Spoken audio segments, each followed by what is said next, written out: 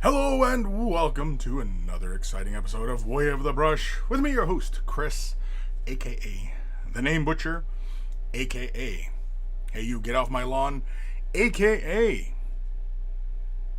Kris, you are being creepy again. Way of the Brush, the most informative 120 minutes on the internet on the wargaming lifestyle. We'll talk about painting, terrain, conversions, and just about everything under the sun.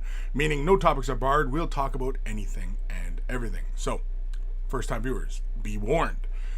If you want to help keep the show on the rails of the topic at hand, which is miniature painting and, wargaming and everything about the hobby, feel free to ask your questions in the chat if you're attending live. And if you're watching this after the fact, you can always submit your questions to Kris at wayofthebrush.com. It is in the description below, as well as a link to wayofthebrush.com. Central hub of all the silliness, has links to all the social medias, as well as Discord. Join us on Discord. It is a lot of fun. We keep the conversation rolling there 24/7. So, join us. And, or lurk, whatever. But we usually have a lot of things going on in there. Usually, it's really, really, really good. Like 99.9% of the time, everything's good. It's all good. I mean, we got good moderators, and the monkeys are pretty darn chill. I've only ever had to get rid of one or two monkeys in the past who just, acted up. Also at wayofthebrush.com is links for t-shirts. Want to get yourself a t-shirt? Look like a connoisseur of all that is good and holy in this world. They're wearing a Way of the Brush t-shirt. And if you purchase yourself a shirt, send a picture of yourself in your shirt and I'll add it to the Monkey Shrine, which is also at wayofthebrush.com. And of course, you'll also find a link for Patreon. Huge thank you to all my patrons. Without your support, this channel just would not be able to continue to do what it is that I do. That was almost like a song. Which is educate, inform, and of course, sometimes entertain. Sometimes. I use the word entertain loosely. So huge thank you to all my patrons. Huge thank you. There are various tiers of support and, the perks associated with those tiers, so click whatever makes sense to you. If you're not able to support monetarily, i.e. money, thumbing up the video, liking, following, subscribing, sharing, commenting, and all of that helps the video as well. And all it takes is a couple of clicks of a button, and you're helping me out a great deal. So a huge thank you to everybody who does that. Huge. We're talking huge. Like okay, this is big, right? This isn't really big. Try and convince others that this is big. But anyway, huge.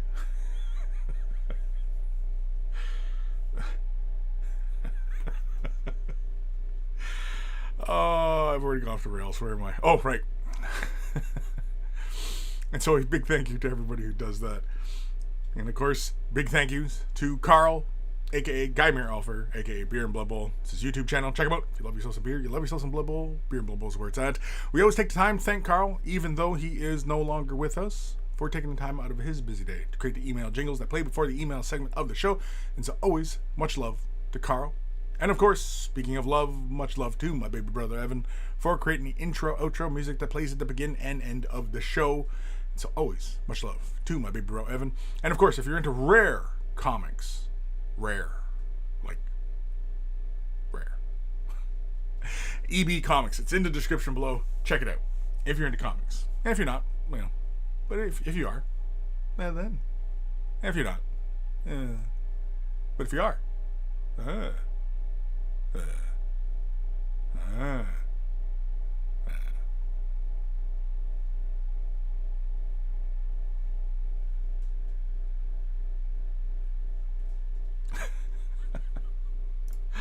who's joining us today? I can see K.O. Hey. Evan Belleau. Sup, everybody? Sup? The B-Man. Good afternoon. Sir Peanut Butter. Morning, Kris and Peeps. Morning. Charlie K. Hey, everyone. Hey, Charlie K.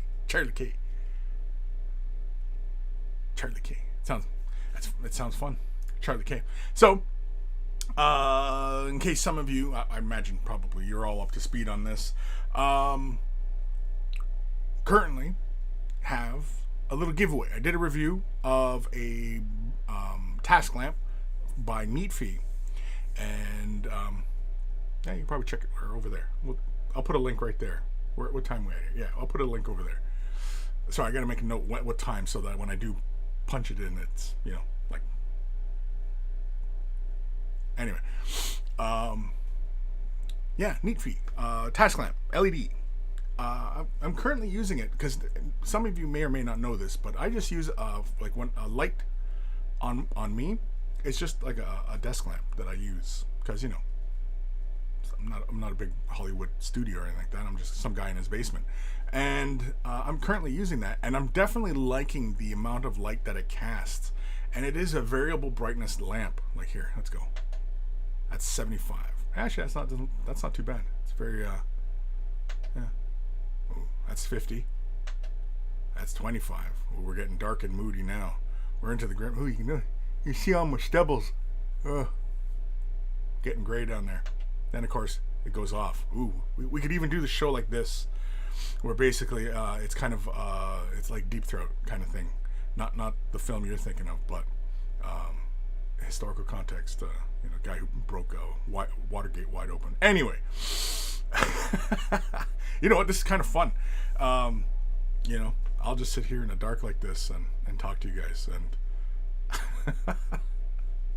I'm actually kind of enjoying this. You know what? Though, I gotta move this light just a little bit here. It's not pointing in the right direction. There we go. I like to have that sort of central that light. There we go. Anyway. Enough of this darkness. Kind of fun. I'm just goofing around here by this point.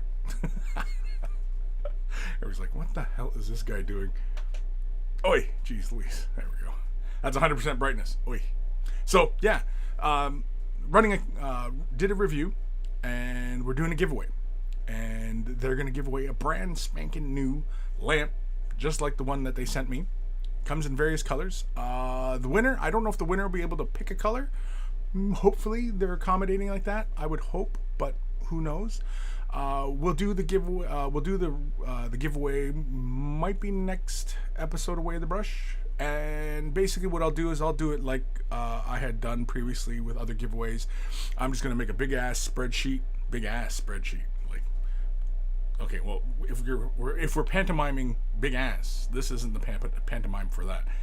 Big ass. not little ass, big ass. It's not. Anyway.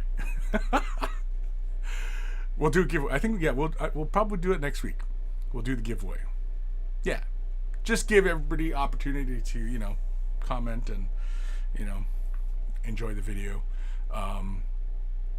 Yeah. Can't remember. Was that it? Yeah. So just leave a comment, like and comment in the video, and yeah, I'm making a big old spreadsheet of everybody's name, and then I'll just randomize and just find thing, and then I'll send that winner a message. And of course, for all the patrons, you guys are already on that list, so of course, if I might inadvertently put your name down twice, I'll try and avoid that. But so no gaming the system, people. No gaming the system. No gaming my shoddy system. James and Kent, afternoon, Kris. Afternoon, everyone. Afternoon. James and Kent, is this a new environmentally sound lighting setup? Huh? I don't follow, James. A new environmentally sound lighting setup. No, because I was using LED lights before. The lamp that I used to use all the time is the same one that I used to film in. Oi. And so... Oi. Sorry, it's my brother messaging me. I guess he doesn't realize that. He doesn't pay attention to all the emails and spam that I put out there that 12 o'clock Saturdays, I'm doing this. Like, anybody who's personally messaging me right now, like, WTF. Like, really. I've been doing this for years. I've been doing this Way of the Brush since 2013. 2013? I think it's 2013. I've been doing this since 2013, for God's sakes, people. Anyway, what was I saying? Oh, environmentally. Yeah, so LEDs. I was always using LEDs, but the other lamp I was using was really, really great. And I mentioned in that review that for years I have been using a lamp of similar construction, it essentially is the same kind of lamp, and in fact, Neat Fee offers the identical lamp, and I've used that lamp for many, many years, and it's worked fantastically. This new lamp, I like the big broad head on it. I like that it's got a, like, if you recall in the review video, there's a shot where it's just really dark, but you can see like the lamp head, because I was illustrating, like, because I know somebody out there is wondering how many LEDs are in this thing, and because I had really turned down so that we could photograph the lights themselves, you can pretty much count how many LEDs are in this thing, and there's quite a few. I don't even know how many are in there. It's not part of the specs that were, something that was to be advertised, which I think it should be, because some people are out there like, how many LEDs is it? But anyway, it's got a nice big broad head on it, and it's got that variable brightness, and I like that because somebody had also made the comment in that video about getting two of them and using them for their miniature photography, and yeah, that's a fantastic idea. These things are big, like it's 20 inches, like no shit, it's 20 inches. It's pretty goddamn big, and there's a ton of lights in it. I mean, you can go back in that video and have a look at all them lights, because that's how many lights it's producing. The other light that I was using before, probably not even half as many lights, and that was pretty bright. And this one's really bright. I had to quit looking at it now. I can only see his little thingy-mabobs. But yeah, so yeah, I think next week we'll do the giveaway. I think next week. Next week. Anyway,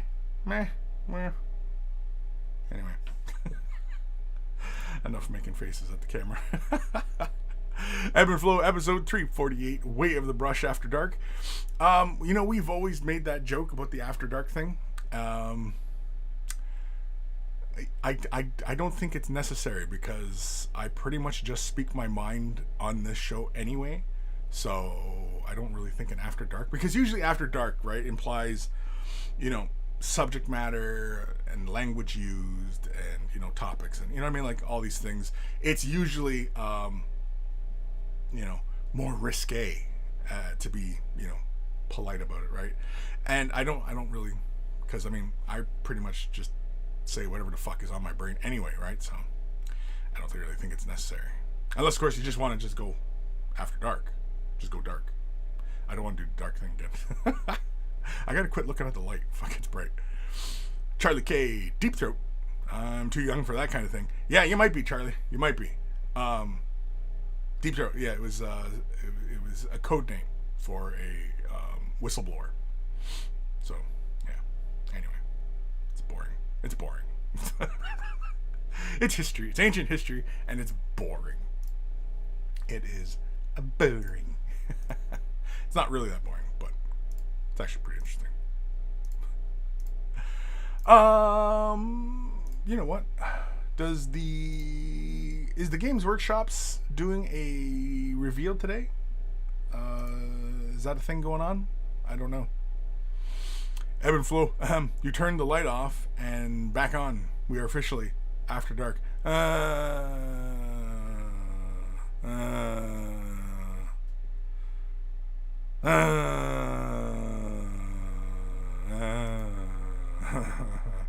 Anyway, yeah, are we doing is there reveals today?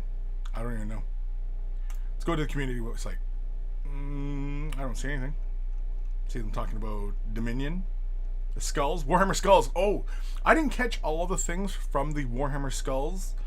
Yeah, it's like video games and reveals and shit like that. And that was 2 days ago. Jeez, was that 2 days ago already? And I thought it was pretty darn cool. Total Warhammer, awesome.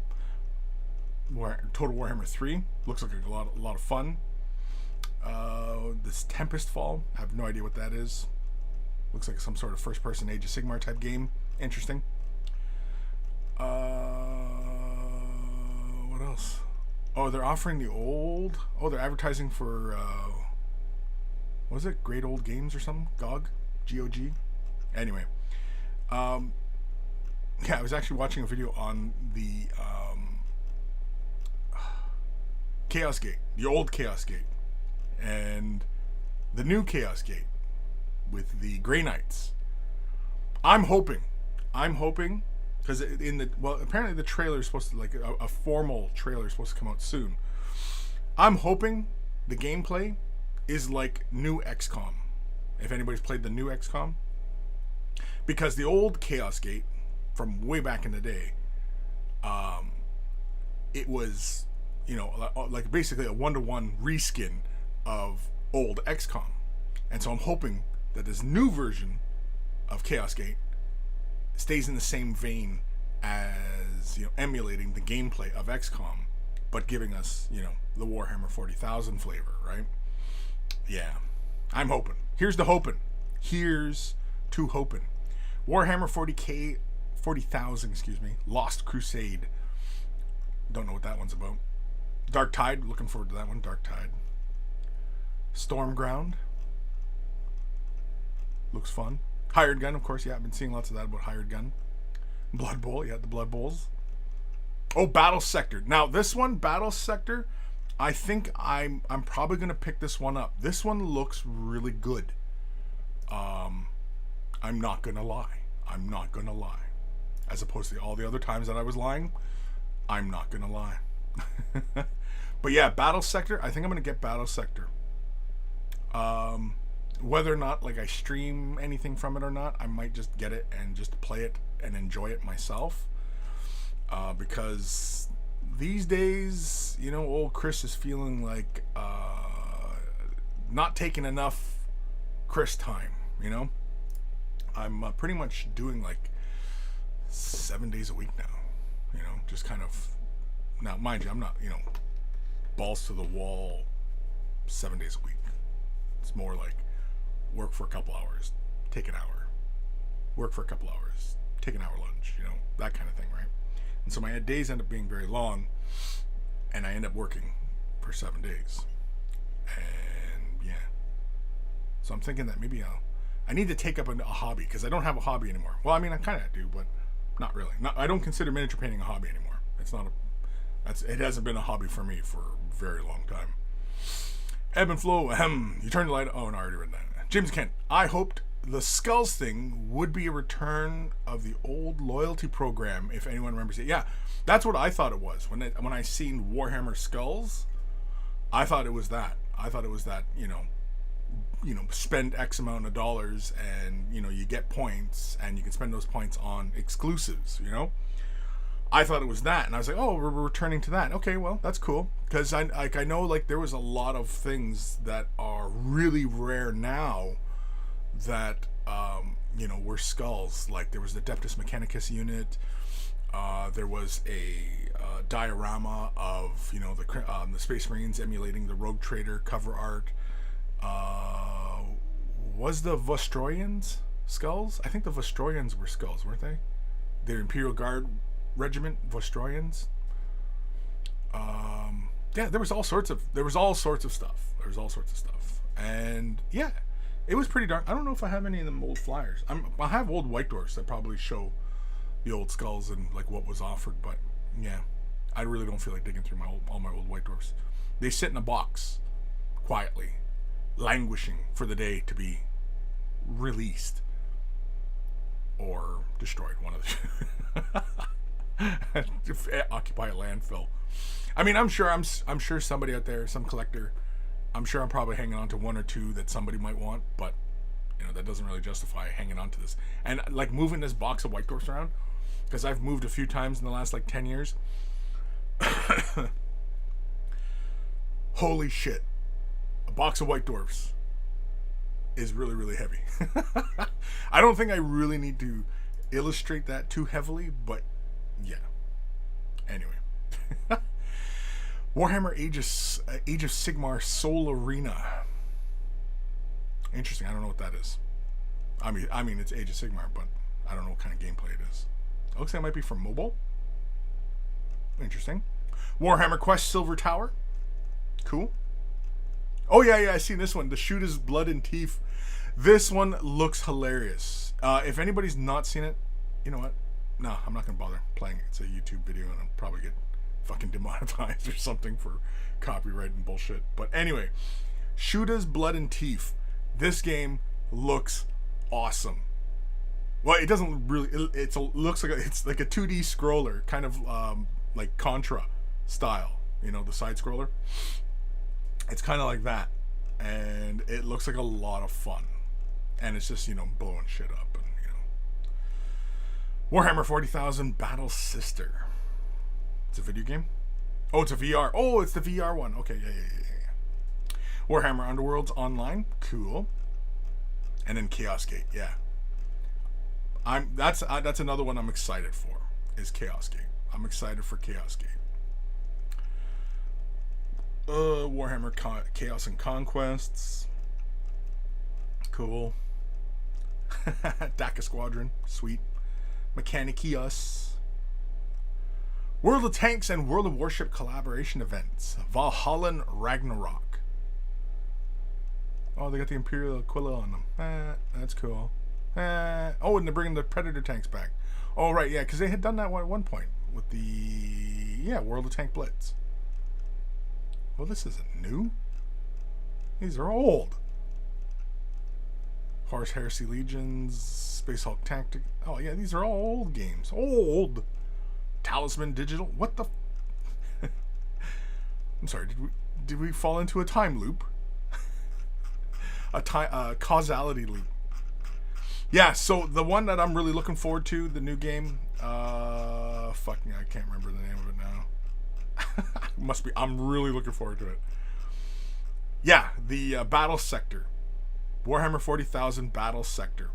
If you're not familiar with that game coming out, give it a quick search. There's plenty of vid and coverage on it, and there's even some people who have gotten early access to it. And yeah, check those out. It looks like fun. It looks like my kind of jam. It looks fun. It's not quite like a Dawn of War type of game. It just looks fun. Yeah. Man, you guys are awfully quiet today. But yeah. So new and exclusives from the G-dubs. We do this window. Yeah, we'll do this window. There we go. So now, yeah, I've been clicking on the UK site just because, obviously it gets updated before the Canadians do. But yeah, so it looks like they're releasing a bunch of the little Sisters Collection codexes. Now, is it me? I mean, I'm sure it is me, but the cover art for the Adeptus Sororitas, does that not, like, if you quickly glance by that and don't read, the text, is it me or does that look like a Chaos Warrior? Like, the imagery and the tone and, you know what I mean? Like, that looks like a Chaos Warrior to me. That, like, am I crazy? Is that a Chaos Warrior?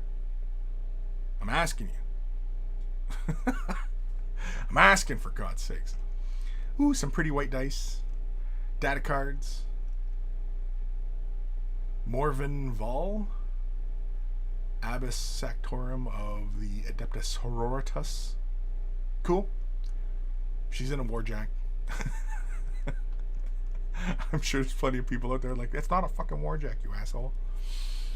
Palantine. Cool. Sister Dogmata. Paragon Warsuits. Yeah, see, more warjacks.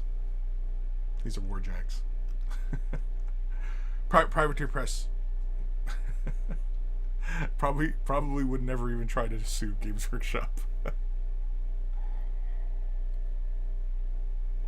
Celestin Sacrosanct.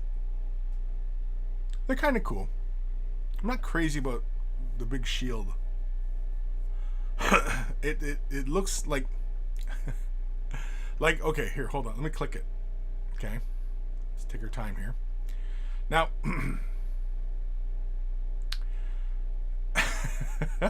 okay, this is gonna sound really stupid, but I'll say it anyway, because there's part of my brain that goes there for whatever reason.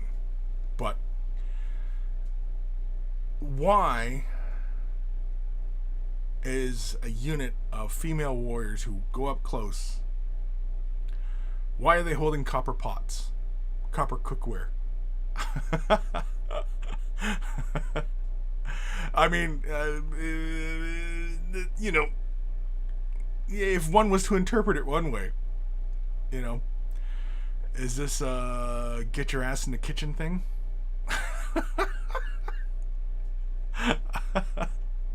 I can't be the only person who's pointed this out. Like, I mean, the color scheme for this order, are there shields and equipment copper? Like, how come they're running around with copper platters? Is this a women and cookware idea? I'm sure somebody out there's like, Kris, you fucking asshole. No, that's not what's going on. Oh, I'm sure. I'm just saying. When I look at things like art, it is open to interpretation. And when I'm looking at those Celestin sacrosaints, a bunch of female warriors, women, with copper implement, big platter, that to me reads like women belong in the kitchen.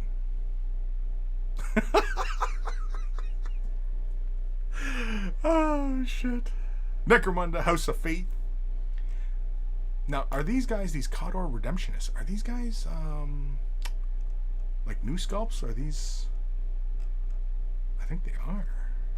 Or are they like add-ons? No, they're not. No, these aren't default Khador units. These are additions. Now, these guys used to be like, you know, the Outlanders. Outlanders? Yeah, it was the Outlanders supplement. Because these guys were too extreme for Khador, and so they had to go further down into the Underhive to, you know, bring the good word. To preach their brand of zealotry. See, that's the thing, like with old Warhammer 40,000 and the ideas and the motifs, they did not take themselves too seriously, and in fact, a lot of times it was satire and commentary, and you know, you have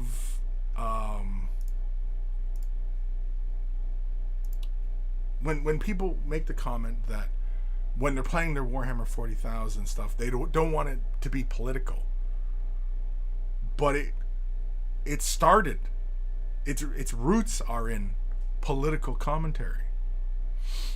So I don't understand, you know. Again, I mean, we've talked about this one in the past, that, you know, taking itself too seriously, and that's the way it kind of feels at the moment, you know. Oh, the fish dudes. The fish are these guys out? They're out. They're for pre-order. The fish dudes. I 100% am getting these guys. No, we'll go with this one. Yeah, I'm getting these. I don't even play Dire Chasm, but I'm getting these because I'm gonna do them in my color scheme, and I want to paint that crab, and I want to paint that fighting beta fish thing, whatever that is. What is that big fishy? I don't even know. I don't even know, man. Don't even know. Yeah, these guys look cool, man. I'm totally getting these models. In fact, I'm going to give my guy a call, and I'm going to see if he's got me a box. Yeah. Well, if they're for pre-order, he probably wouldn't have them, right? Or, yeah. We'll just leave it at that. He probably doesn't have it yet. Maybe. Possibly. Don't know. Anyway. Grim. There's the Grim. Oh, I thought the Chaos bit as well. It threw me off for a bit. Yeah, Sir Peanut Butter, 100% looks like chaos at a glance. Yeah, at a glance, like when you're looking at that cover for the Adeptus Sororitas, it looks like the cover for chaos. Like it looks like chaos imagery. Like, let's click it. Let's just click it. Like, for God's sakes, man. Good God, man. That looks like chaos. I mean, if you did not understand the icons, like the fleur-de-lis, you see the skulls up on the banner pole, what Chaos Warriors do, the big club mace thing, and, you know, the spiky bits all over the place. Like, that looks like chaos. Like, look at the knee pad. Look at the scary, angry face on her. And the skulls. Like, and then, of course, the glow of the fire in front of her. I mean, like, that looks like a Chaos Warrior. As a silhouette. And you all see all the spikies on the shoulders, and, you know. That looks like chaos. Now, if the new book is kind of like portraying the Adeptus Sororitas as, you know, bad nuns, yeah, okay. If that's the route they're going with these religious zealot types, then sure, you know, okay. It makes sense to have the cover imagery look like a bad guy. Then, yeah, okay, that's the route they're going, right?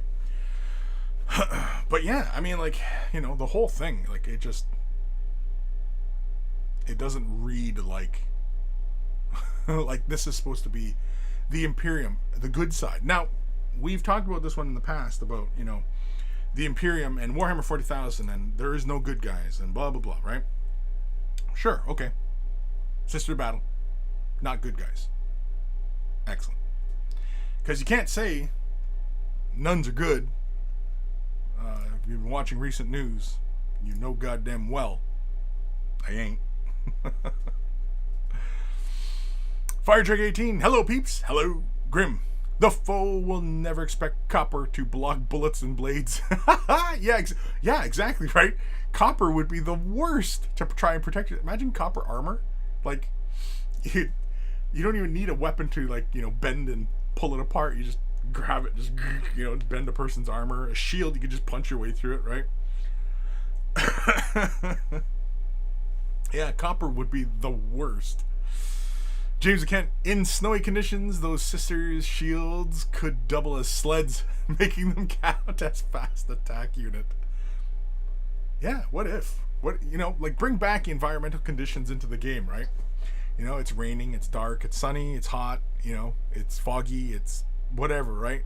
Bring back the weather conditions into Warhammer 40,000, and it's snowing, and the sisters battle, when they're going down a hill or rubble or something like that, they can jump on their shields and ride it down. That's an excellent idea. Write that down, send that to G-Dubs, and tell them to send you a check.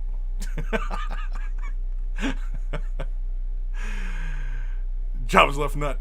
What about the one with luminaire on her head? The one with the luminaire on her head. I don't know.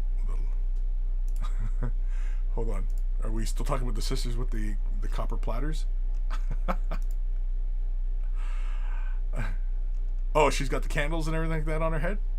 Yeah. Yeah, I don't know. I just don't know. I mean, again, I'm probably being ridiculous. I'm open to that possibility that I'm being ridiculous. But you know, I mean, if you're the kind of person who is, you know, you pride yourself on being a where there's smoke, there's fire. Well, something's burning in the kitchen. And, like, why on earth, like, who thought this was a good idea? Having your bolt pistol strapped to the inside of your shield that you have to uncover yourself to shoot it. Like, who thought that was a good idea? Like, they can't operate in a phalanx because they'll all shoot the sister to their left or to the right if they're right or left-handed. You know what I mean? Like, they can't properly do a phalanx because they'll just shoot their sister beside them. You know, the shield should have the notch in it, which it does, for shooting past it, right? That would make sense. It's kind of like a breacher shield, I don't know. But I mean, again, you can't. We've talked about this many times. You can't, you can't hit too much stuff with the logic stick, because it's fantasy, right? It's made up stuff. It looks cool, even having the troop choices dedicated to close combat in a universe of ranged combat where everything's ranges and psychic powers can kill you from far away, and bullets that just penetrate through all sorts of materials, and what I mean, like all these different reasons, like to try and sneak up on somebody, like X-ray and thermal visions and stuff like that. Like you can't sneak up on somebody, never mind wearing a big suit of armor that probably every time you scratch your butt you make a clinking sound. You know what I mean? Like again, you can't go too heavy on the logic, because it just won't make sense. It ruins the fantasy.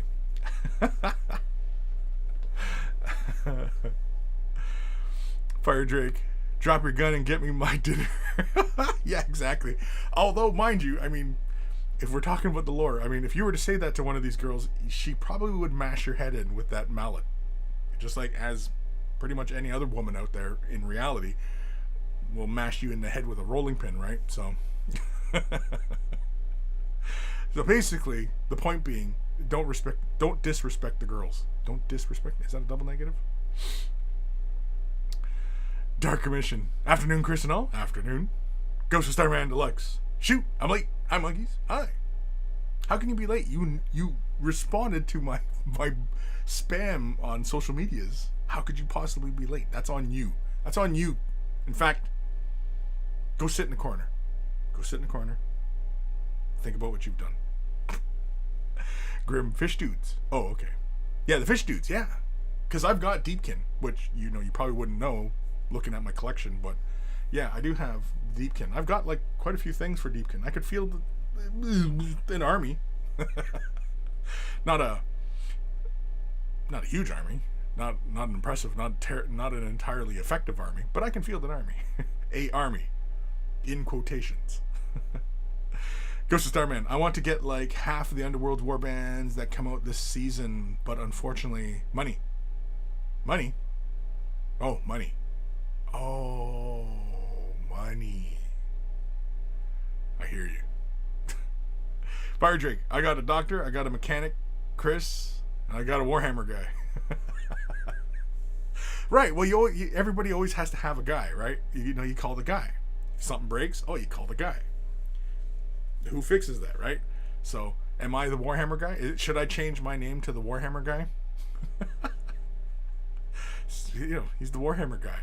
He's the guy. When I got things Warhammer related, I called my guy. Oh man, could you imagine if I had like a phone line, like a hotline, just respond to your questions? It'd probably ring once a day. Fire Drake. Or no, Ghost of Starman. Doesn't matter whether they worship the Emperor or the Chaos Gods, a fanatic is a fanatic. A fanatic is a fanatic. Absolutely. Absolutely. Doesn't matter who they're praying to. If they're fanatical, they're a fanatic. Obviously. Old Man Logan. Hey there, Kris. How you doing today, buddy?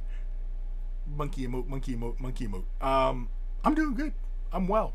I think we may have a short show today, actually, to be honest, because I had a quick scan through the Instagrams, and I think there was only a couple things. And now, don't send me an email, but I have no emails, so I'm assuming everybody's good.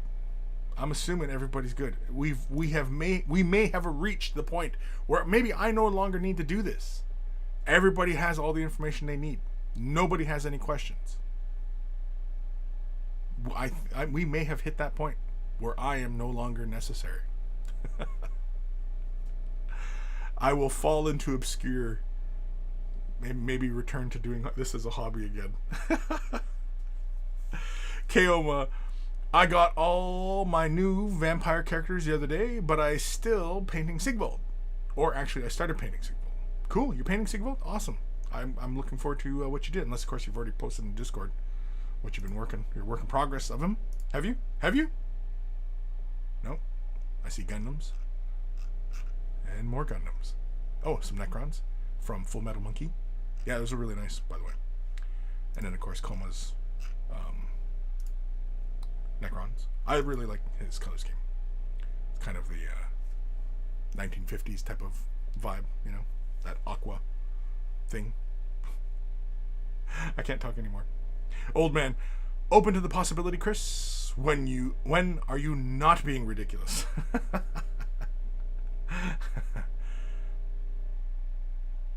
Honestly, I don't know. I don't even know anymore. Again, it's kind of a thing, you know. Basically, when I go senile, hopefully we won't be able to tell when I actually go senile, because, you know, act fucking crazy all the time anyway. So they'll be like, I don't know. When did he start acting crazy? He's always acted crazy. Oh, okay. Well, then he mustn't have Alzheimer's or dementia or anything like that. No, he's got it. Has he always had it? Yeah, possibly. B-Man, don't old storm shields have bolt pistols attached, or am I misremembering? Old storm shields? No. Like the Terminator storm shields, like the ones that look like the Iron Cross. No, those were just straight up shields. The only time you get logical type of shields is with the breachers for 30k. Space Marines with the breacher shields, they have the notch, and they hold their things, and they hold a pistol. Like they should be holding their shield and have their pistol, and then poo poo poo poo. You know, poo poo. That's the sound of bolt pistol. Poo poo. Not pew pew. Poo poo. It's much deeper. It's not pew pew. It's poo poo. Oh, fuck. I don't even know what the fuck you're talking about. Ghost of Starman. Fuck, not the corner. Yeah, some unexpected personal stuff came up. I had to deal with it. I don't want excuses. I'm a no excuses kind of guy. I try not to give excuses, and I generally do not accept excuses. So you'll find yourself much happier. Honestly, like if we take a left turn here, when you adopt an attitude of really taking responsibility for your actions, making no excuses, and accepting no excuses, right? When you adopt that line of thinking, and it takes a while to get into it, you'll find yourself much happier. Just being straight up with people, you know? And in fact, a lot of people tend to like that characteristic in others, you know? That, you know, I was late. I apologize. I was late. I fucked up. I apologize. You know, I knew what to do. I messed up. You know, it's on me, right? And not accepting excuses from others. We're not talking just like, you know, like in a hierarchical type of way of, you know, like, you know, employer and employee kind of thing. Just, you know, amongst peers. You know, not accepting excuses from them. You know, like it just to me it just seems weak of character to make a lot of excuses, right? It just kind of displays to me a weak character, and I honestly don't want to associate with, you know, people of weak character make excuses for stuff. Like, it wasn't me, it was him. Oh, I didn't do anything wrong. It was him, right? That's an excuse. Don't accept them. Anyway. Dark Commission, episode 348. The Painty Guy Show. The Painty Guy Show? Yeah, it almost sounds, when you say it out loud, it almost sounds like Panty Guy. The Panty Guy. The Panty Guy. He wears manties. Do they? I mean, I imagine they do make man panties, but anyway. Like with like the frill on the edges and everything like that. I'm just wondering. Not that I'm going to go look, but send me a link. Send me the Amazon links. Dark Vision. Expect a slew of emails from me over the next few weeks. Cool. Yeah, no. Whenever you're ready, bud. Whenever you're ready. I'm not saying send me emails. I am always saying send me emails, but, no. If we can keep this show to the time that we say we are trying to keep this show, I'm fine with that. Because I've always got shit to do, so. Oh, yeah, because I'm trying to finish. I wanted to finish her up yesterday. I just couldn't get to it. But the Sister of Battle, everybody who's been tuned into the Fresh Tips, I've been working on her robe, getting her robe done. And so, yeah, we're getting there. We're getting there. Here, hold on. I'm going to dress my dolly. Oh, fuck. Oh, it's just the base. I don't know why, but the pegs do not sit very well in the feet. I don't know why that is. But anyway. So, there's the legs with the robes. We'll loosely just give you an idea. See? We're almost there, kids. We're almost there. Prove me wrong, children. Prove me wrong. That's still one of my favorite Simpsons quotes. Prove me wrong, children. Prove me wrong. He's having an argument, and these kids have no future. He's like, all the kids are looking at him. Prove me wrong, children. Prove me wrong. Anyway. Coma. No pics in the Discord on him yet. Oh, okay. B-Man. My guy sells something way different than Chris's guy. Your guy. My guy? Your guy. He's the guy. Somebody. Well, you always have to have a guy. It doesn't have to be me. I don't have to be your guy. I'm okay with not being your guy. But it's good to have a guy. Or girl. But the girl can still be a guy. Yeah. You still refer to them as the guy. Regardless of who they actually are. Firedrake 18. I remember way back when GW had a hotline. Wow, remember when Nintendo had a game hotline? Yeah. There was a hotline for everything back then. Internet ruins everything. Internet does ruin everything. Everything is ruined. I saw a really great one the other day about how it was about obviously the prevalence of information on the internet, and how having access to all the information would make everybody smarter, and yet it's not. It was something like that. I don't really remember it now, but yeah, it was something along those. I know I fucked it up. No excuses. I fucked it up. Doom's Lair. I don't know if I've read that name before. Doom's Lair. Anyway, or Doomslayer. Is it Doomslayer or Doom's Lair? Ooh. Oh. Afternoon, Kris. Can you tell me if the investment I'm about to make in Vallejo Metal Colors and Vallejo Mecha Colors may be worth it if I'm trying to avoid anything except acrylics for safety reasons? Okay, wait, what? You want to make an investment in Vallejo Metal Colors and Vallejo Mecha Colors if you're trying to avoid anything except acrylics for safety reasons. So so I'm not 100% following there, but you're concerned about your own safety. You want to stay within the realm of non-toxic water-based acrylics. And so the Vallejo Metal Colors and Vallejo Mecha Colors, well, the Vallejo Mecha Colors, I'm pretty sure, are just really saturated versions of their game color and model color, I'm sure. The metal colors, if we're talking about the ones that come in, like, the little bottles, the newer ones, they have like a nice shiny chromy label and everything like that. I'm pretty sure. Now, Coma, I know, has a lot of experience with playing with all these different iterations of color.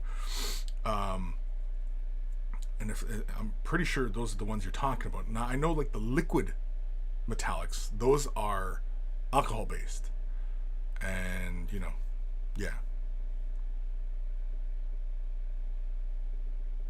yeah, okay, so yeah, Doomslayer, you're saying so you need good metallics but no alcohol or enamel, please. Yeah,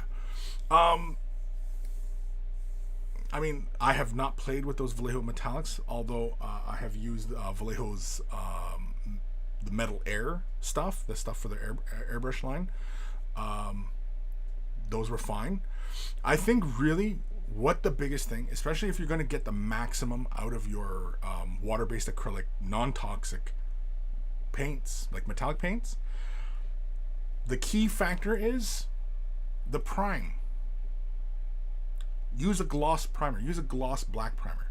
Not to say that it always has to be a gloss black primer, regardless of what metallic you're using. But it seems to be the common one, especially if you're going for just metals and golds. But even the golds, I mean, you can go with a gloss brown, gloss red, even gloss green. You know what I mean?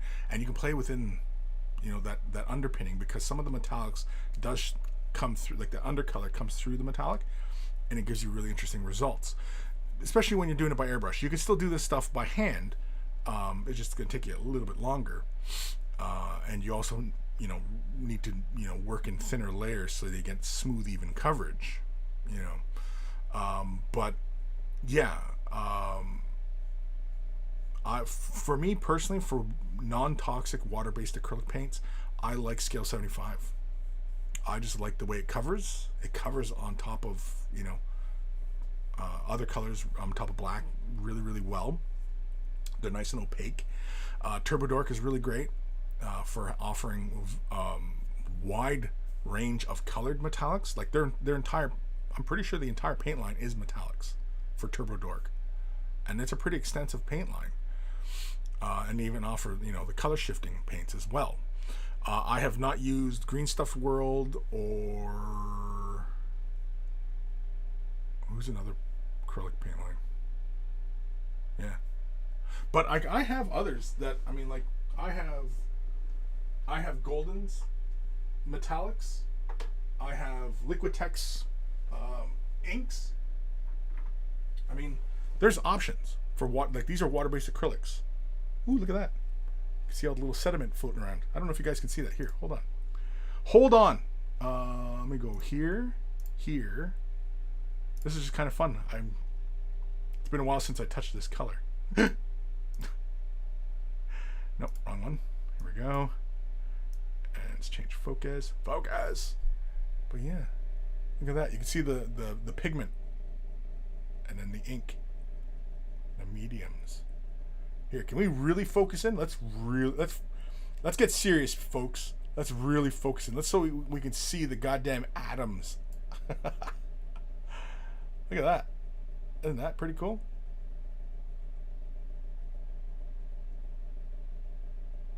Now I want to put this on my paint shaker and shake it.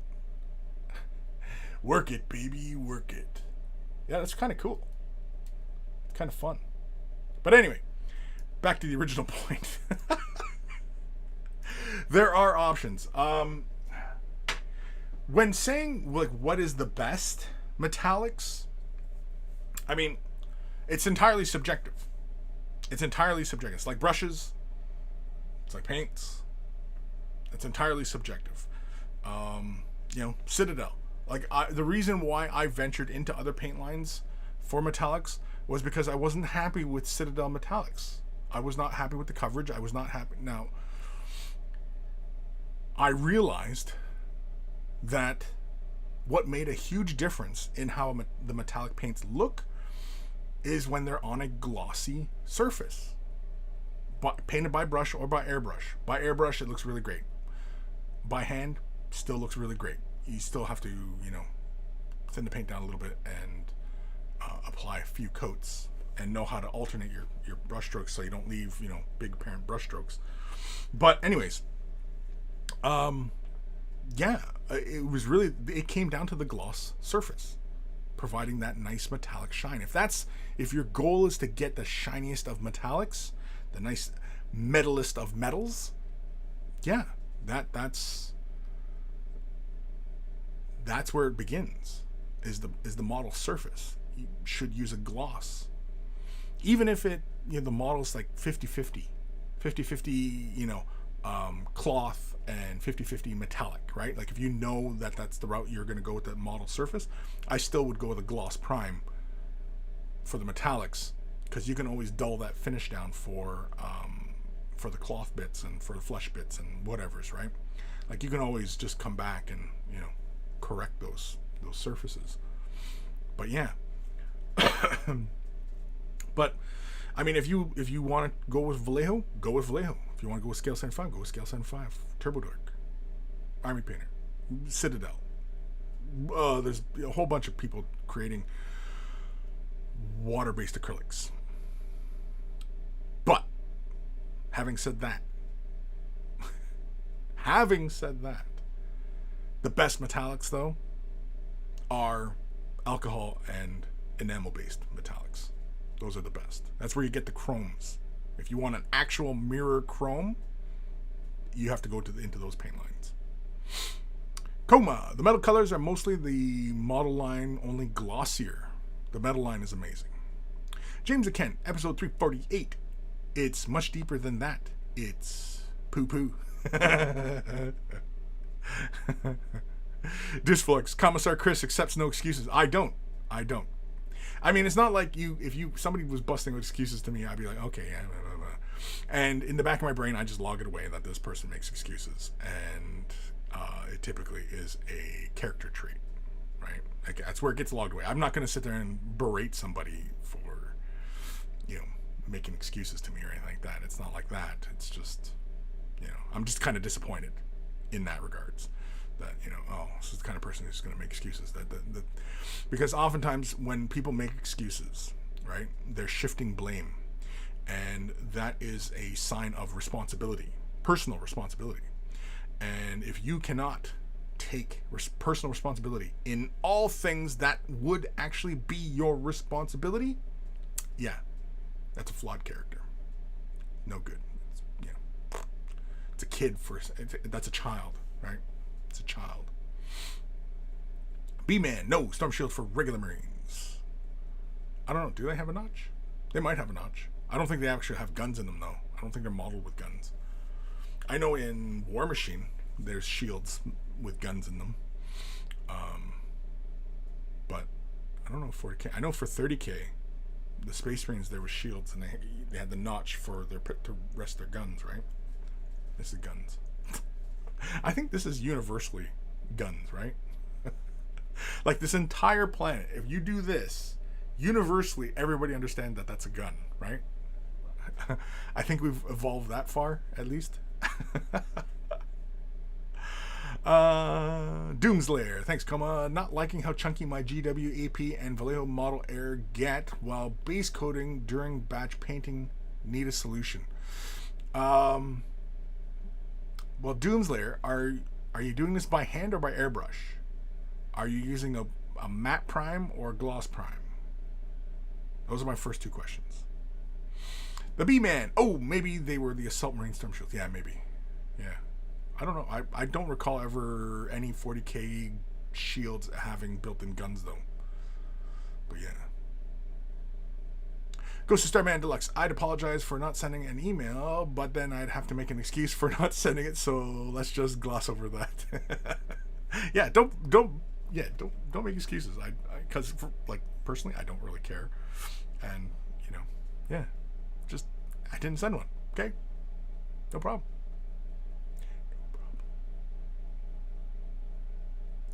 Keoma. Then the metal line is the shit. If you get that and a few other ones like AK, Scale Color, Green Stuff World, you can mix them with the metal line to make them a bit thicker or change the tone too. Oh, you know what's another good one? Is Metal Medium from Vallejo. It is just pure pigment, metal pigment. Where the hell's mine? I was doing a model at one point. Holy fuck, where's my metal? There it is. I was about to lose my shit there for a second. I'm pretty sure I've shown this in tutorials, but Metal Medium. It's from Vallejo, and all it is just a metallic pigment within the suspension, and that's it. And do I have the model? Yeah, here we go. I was working on this model ages ago. She's for War Machine. And all I did was put down a base. You know what? Here, we'll change cameras again. Or change the focus. So you guys can see this.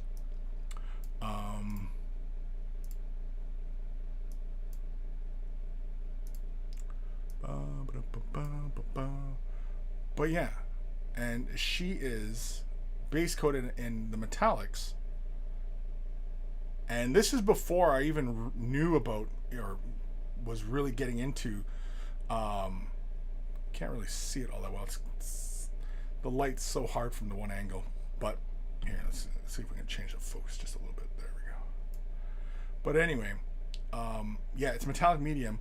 And then all I did was I used, I think I was using Minotaur's plasma fluid and shading the recesses. So I was just lightly glazing in the shadows because the metal medium was the brightest point. So basically it was an exercise in just shading, really. You know, laying down the brightest color first and then just simply going downhill from there, rather than the usual way in which I work, which is start in the middle, go down a little bit and go up a little bit and be done, right? It's a fun exercise. I highly recommend trying it. Prime a model in white, pure white, base coat in pure white, and then just build all your shadows downwards for all the colors. You're essentially doing it kind of like how contrast paint works, or any other kind of clear color, and you know, you're just slowly building down into a color. But it's a viable way to work because there's plenty of people. I've done it like when I used to. The way I used to paint was I'd start with black and then just build up. But then I found that was a lot of work. You end up putting a lot of paint down. And if your model is intended to be quite bright, it's a huge pain in the ass because you have to build all these layers up and you just end up getting with a really thick, chunky paint layer on the model, as opposed to starting in the middle and just go up a little bit and go down a little bit and, you know, you're good. And of course, working from the brightest point, realistically, you should only have to, you know, build down to a certain point, right? Sorry, I'm getting hiccups. But yeah, anyway.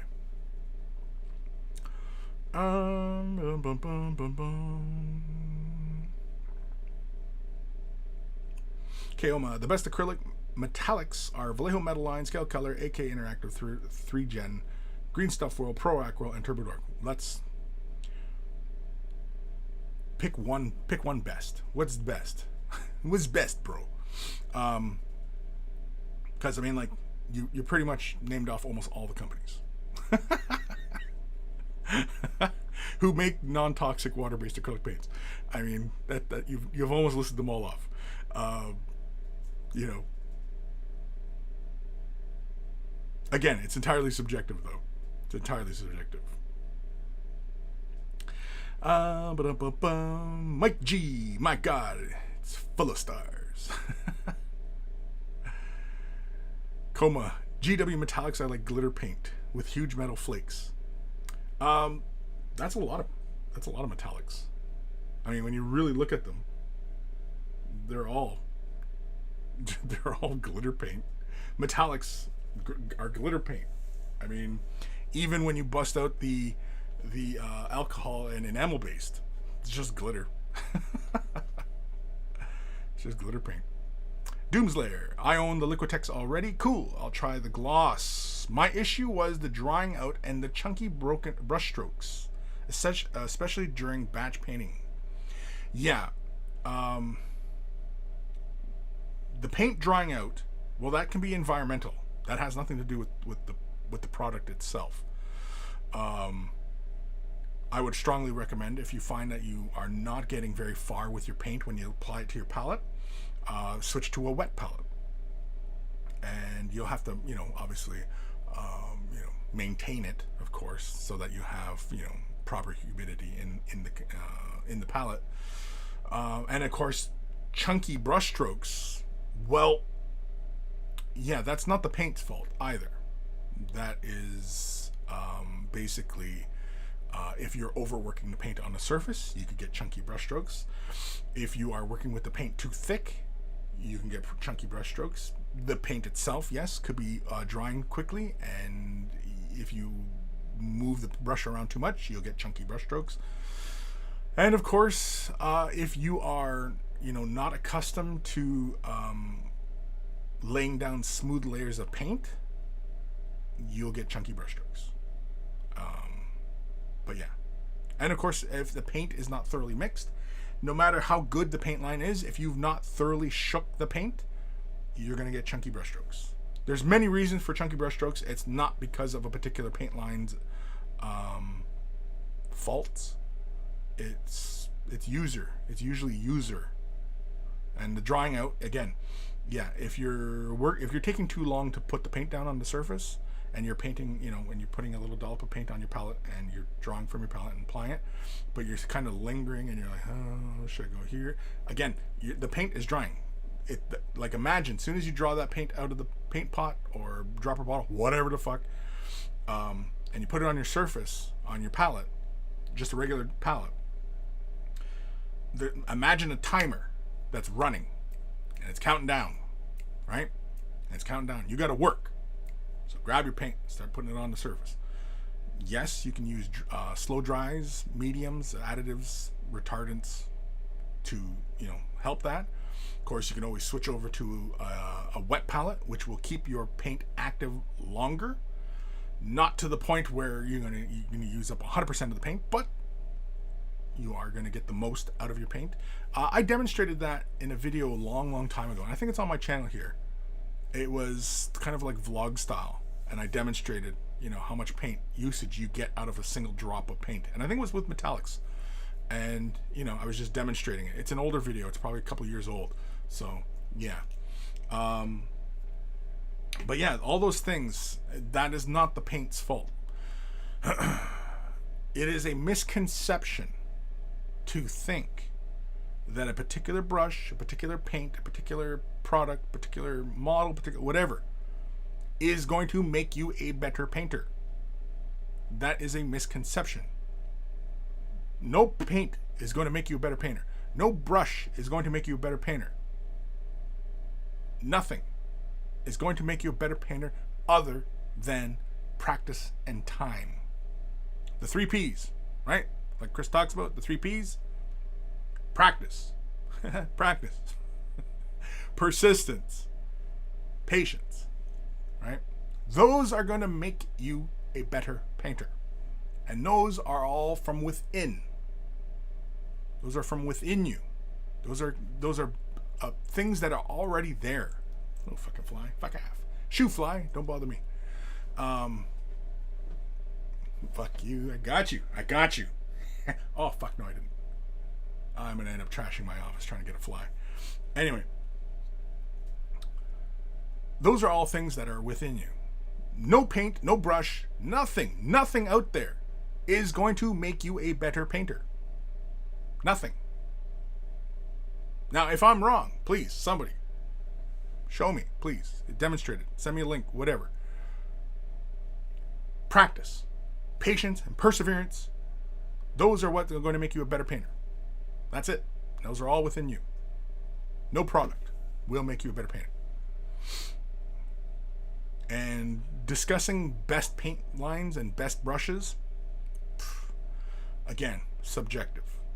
I've seen people paint really well with crap paints. Hobby store, dollar store paints. Using crap brushes. Not even using brushes. Because you don't even have to paint a miniature with a brush. You could use your finger, you could use a sponge, Q-tip, whatever. Whatever you want to get a job done. Where there's a will, there's a way. So, no. It's false. Those are all false. It's false. It's false to think that there's a particular paint line that is superior to another. They all have their pluses and minuses. No paint line's perfect. No brush is perfect.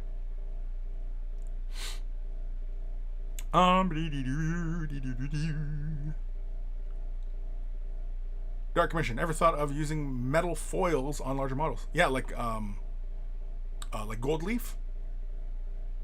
Yeah, like leaf foils. Yeah, I've thought about it for like some of the bigger bust stuff. I wouldn't I mean, you could try it on a small miniature, but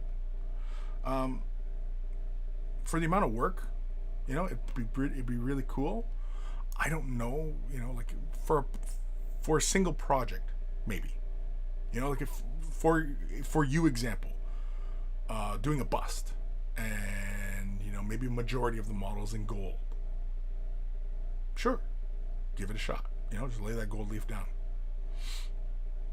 But I think you'd have to really kind of go for like a really pure kind of gold, as opposed to like some of the cheaper iterations of gold leaf. I think you'd have to go for an actual gold and put that on. But if you do, send me pics. I'd be interested to see. But I'd imagine for larger scale though, it would really work well. For smaller stuff like a Space Marine, doing the trim of a Space Marine shoulder pad in gold leaf, it doesn't really feel entirely necessary. As an experiment, sure, give it a shot. But if you were doing a whole unit and they're all gold leafed, it doesn't seem terribly efficient. Coma, hello Dark. Oh. Fire Drake 18. Congratulations on the sponsor for the lamps. Does it mean you get all the light you want, or do you have to use the organic stuff? You'll get that on the way home. Well, it's not a sponsor. They just reached out to me and said, hey, give you the affiliate link and we'll send you a lamp, and we'll give you another one to give away. Do you want to do it? And I said, yeah, sure. I was due for a new lamp. Well, actually, I wasn't really due. The other lamp was good. Like I said, the other lamp that I have is pretty much, I think, the same manufacturer, just rebrand. Yeah, it works. It's worked great for years. And this new lamp, short of something, faulty or act of God or something, I fully expect to get that much usage out of this new lamp. So, I'm not trying to talk it up or anything like that. I certainly don't want to sound like I'm trying to talk it up, but the previous lamp that I've been using, it served me well. And I'm hoping I get the same level of service out of this lamp.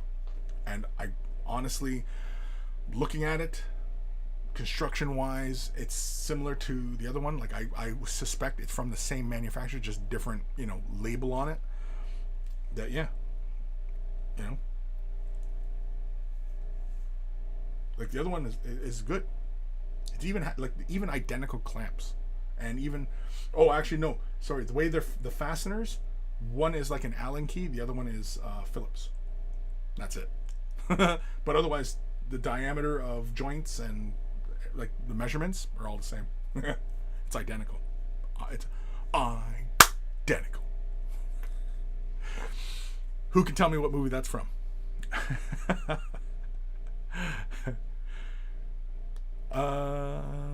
Coma. Instar Paints makes a medium that's called Metal Plus and is super good metallic medium. Cool. B-Man. Working nights tonight. Got a nap. Talk to you later. Later, duder. Have a good nap. Try not to dream of me while you're sleeping. Well, he's probably already gone now, but... Anyway. Keoma. The hard part is to get it smooth without the foil getting ripped, but once it's on and the wrinkles are gone, it looks great. I've never tried it for miniatures or anything like that. I played with gold leaf. That was college. Because we were playing with it. I can't remember. It was some sort of exercise and just like duplicating illuminating manuscripts kind of thing. It was that kind of thing. But anyway. Mike G. P3 had a paint set for one of their factions that had a good mix of metallics in it. I really enjoyed that paint, but can't find that set anymore. Well, do you recall what the paint name was? Because I'm sure you could probably still find that paint. Off the top of my head, was it the Kris paint set? It might have been the Kris one, because I know the Kris one has that really nice gold in it. And yeah, but as far as the paint sets, I don't even know if P3 does the paint sets anymore. They must. They have to, right? But if you know the name of the paint, just go to their site and then just type in the name, and yeah, hopefully you find it.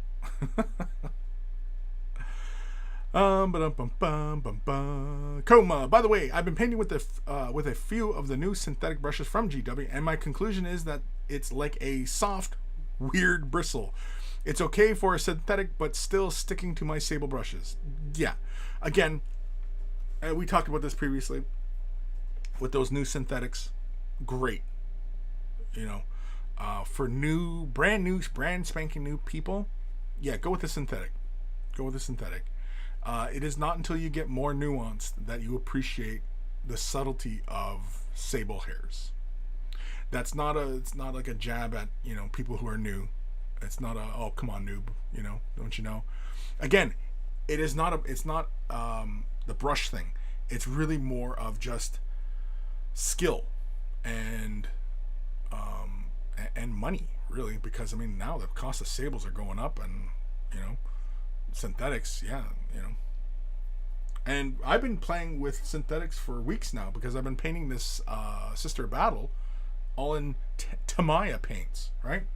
So yeah, Tamiya paints, these are all alcohol based acrylics, and yeah, you need alcohol, and I'm sure as shit not using my good sable hair brushes to clean and apply rinsing them in iso alcohol. That's what I've been using. I've only been using, what is it, 70%? Yeah, because I have 90% and 70%, or 99%, 90, 91%. Fuck, I don't know. Hold on. My iso alcohol is 99, so I use this one 99. I also use, but I've been using this one for for rinsing, and when I've been using it in the airbrush and stuff. My airbrushes have never been so clean and so drying so nicely, because I've been using this stuff with the Tamiya paints to clear the airbrush and stuff, and this is just 70% iso alcohol. But yeah, just take a big old haul off it. Ooh, yeah, that's the stuff. Anyway, but yeah, I've been using that, and yeah, my airbrushes have never ran so smooth.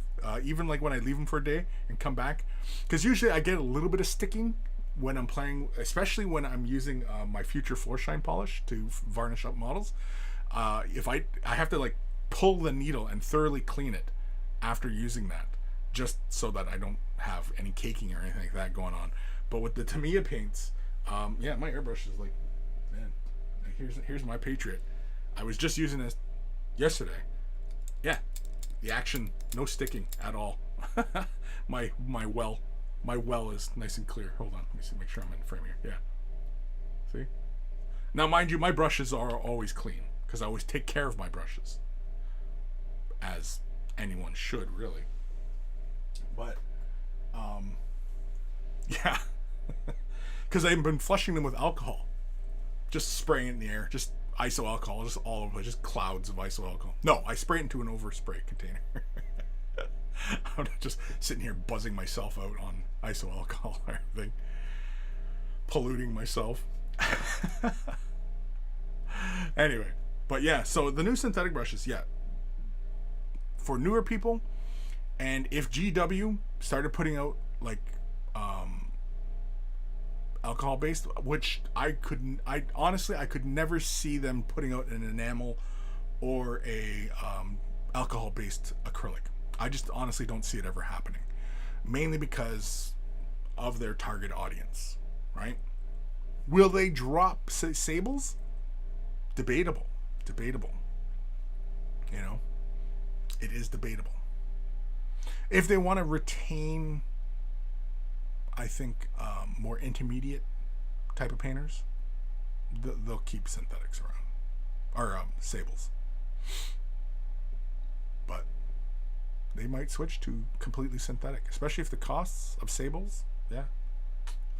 Anyway, where am I? Mike G. I have to agree with you there. I find it sad when new painters feel the need to get Winsor Newton brushes and think it's going to have them painting award-winning minis. Yeah, exactly. It's not going to happen. It's not going to happen. You're basically setting yourself up for disappointment. And when you're new at this, or new at anything, really, and you have your expectations unrealistically set, yeah, you're going to be disappointed. You're not going to enjoy your experience with whatever it is, and you're probably going to abandon it and never come back to it because it's going to leave such a sour taste in your mouth, so to speak.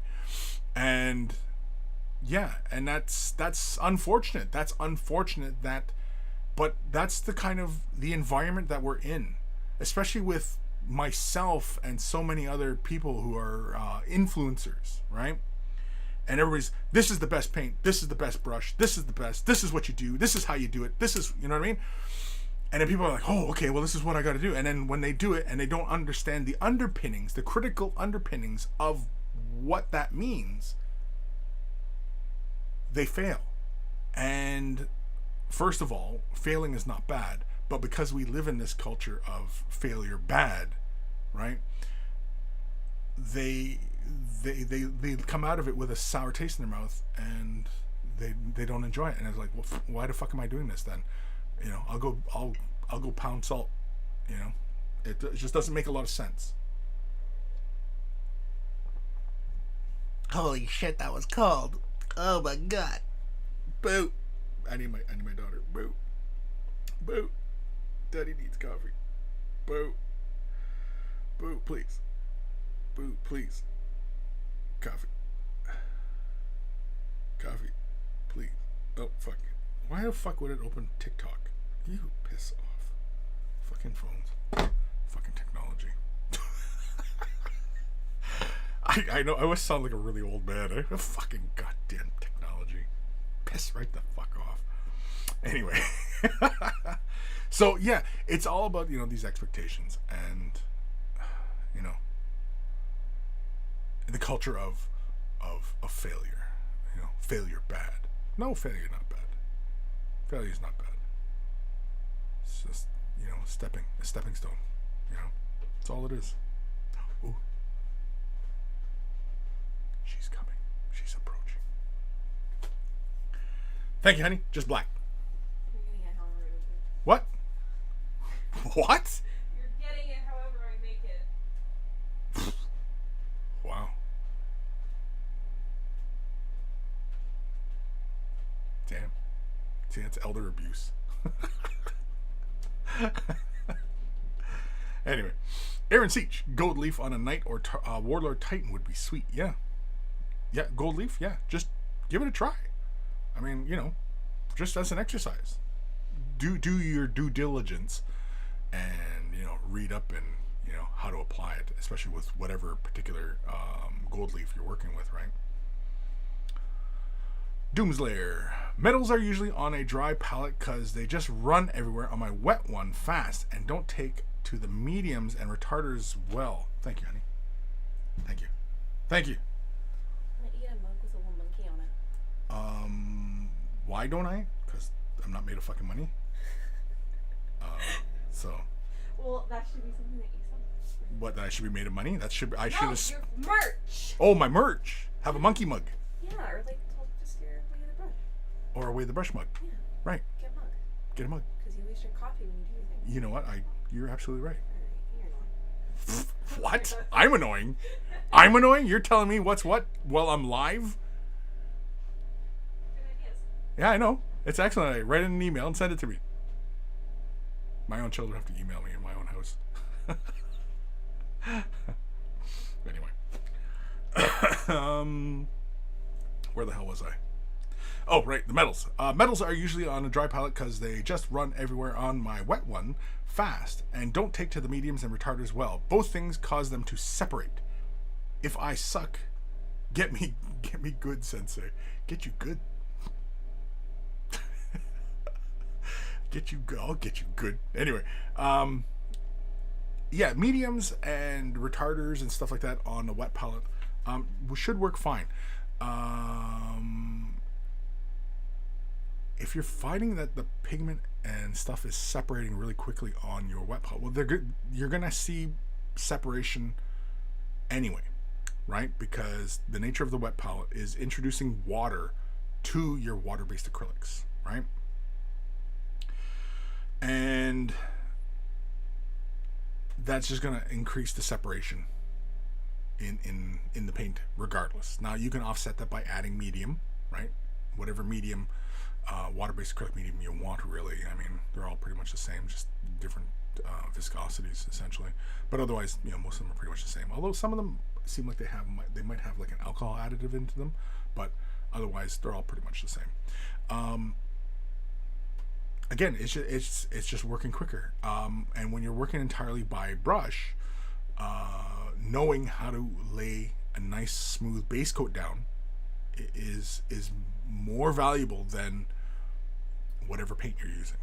And in a nutshell, working with your paint on a wet palette, water, just again, imagine that timer. As soon as you put your paint on your wet palette, it is drying slowly, but it's also introducing water. So there's a little timer going, and water is increasing because that paint is through a wicking action, or I guess more like an osmosis really, it is drawing the water in, right? Because part of it is evaporating, water's coming in, right? So there's this cycle. How much water is it intaking? I honestly never really checked, but you get my point here. So water's increasing, the timer is counting. As soon as you lay it down, it's not like you have all day to work with the paint. Paint will dry on a wet palette eventually, just not as fast as on a dry palette. So it isn't, the water content in that paint is increasing, so the little timer is going. You have to move, okay? Normally, with water-based acrylics, you can simply just add a bit of water to thin the color down. Of course, adding mediums for metallics helps offset that pigment separation, because there is a saturation point in paint, in metallic paints, where the metal pigment will separate from that acrylic binder, right? So using acrylics to thin metallics is better than adding water to the metallics. So, laying down a nice smooth base coat, thin the paint down, alternate your brush strokes, right? For metallics, I would start with a gloss primer, okay? In a pinch, you could probably just use like Krylon or Rust-Oleum gloss black, right? Just use that as the primer. Doesn't have to be very heavy. In fact, I highly recommend you don't apply it too heavy, but apply a nice even coat. Don't leave, normally with priming, I often recommend that under priming is okay, as opposed to over priming. Over priming is bad because you're obscuring details, and most primers, it gets like this really thick, fuzzy surface. So avoid that. But when using gloss primers, you want even coverage. Again, it just requires you to, know how to lay down a good, smooth, even prime, especially using gloss primers. But when you're laying down your base coat, alternate your brush strokes so that you are building essentially a lattice on that surface, and that to the eye looks smooth. What do I mean alternating the brush strokes? Well, if you're not familiar with this concept, when you take your brush, okay, and you're laying the paint down on the surface and you're going this way, say you're going north-south, right? Your brush stroke is up-down, north-south kind of thing. Well, once that layer's dry, okay, and you're working with the paint in a thinned out fashion, okay, you want to work with it in a thinner fashion, but if you're already working from a wet palette, you're fine, because water is always being introduced. Lay your next layer of that color on the top, okay, right? It's thin. East, west, left, right. And then when that layer dries, do one more layer. North, south, up, down, whatever it is. Whatever way you start, just alternate the brush stroke. Just know to alternate the brush stroke. So what does that require? That requires you to be very mindful of what you're doing. Okay? You can't just take the brush and just start hammering it and slapping it on, because it's just going to be goopy, it's going to be uneven, and it's not going to be good. Okay? If your goal is to get good at painting, you have to become very mindful of what you are doing. But also being mindful of what you are doing is also very good, because when you do make mistakes, which you invariably will, you can at least backtrack on what you did and what your thought process was. So, okay, well, I was doing this, I laid too much here, or there was too much water, not enough, too much color, I was lingering, whatever it was. Right? When you're being very conscious of what you're doing. So, how do you be more conscious of what you're doing? Well, that requires you to focus on what you're doing. Which means that just have fewer distractions around. I know a lot of people listen to podcasts and audiobooks and stuff like that. If you really want to be very conscious of what you're doing, you really need a very minimum amount of distractions. If you have family or work or other things like that, go deal with that stuff. Then you can concentrate, right? If your goal is to get better at painting and to be a good painter, be an efficient painter, those are the steps that one has to adopt in your mindset. It requires you to be a little bit serious. Just a little bit. But again, I mean, you might end up goofy like me, though. You might end up goofy like me. But for that alternating your brush strokes, that works for all colors. That's just really laying down a smooth base coat. That's smooth base coats 101. Okay? Let's work with the paint in a thinned out fashion. Yes, it's fine if you see primer show through under that first layer and you see some of that, if it's white, gray, black, whatever it is, that's fine. And if you see your brush strokes are very apparent, that's fine. Because you know your end result after applying, say, 3 or 4 layers, your base coat will be smooth and even. So basically, like I said, to really avoid the brush strokes and to get a nice, smooth, even coverage, right?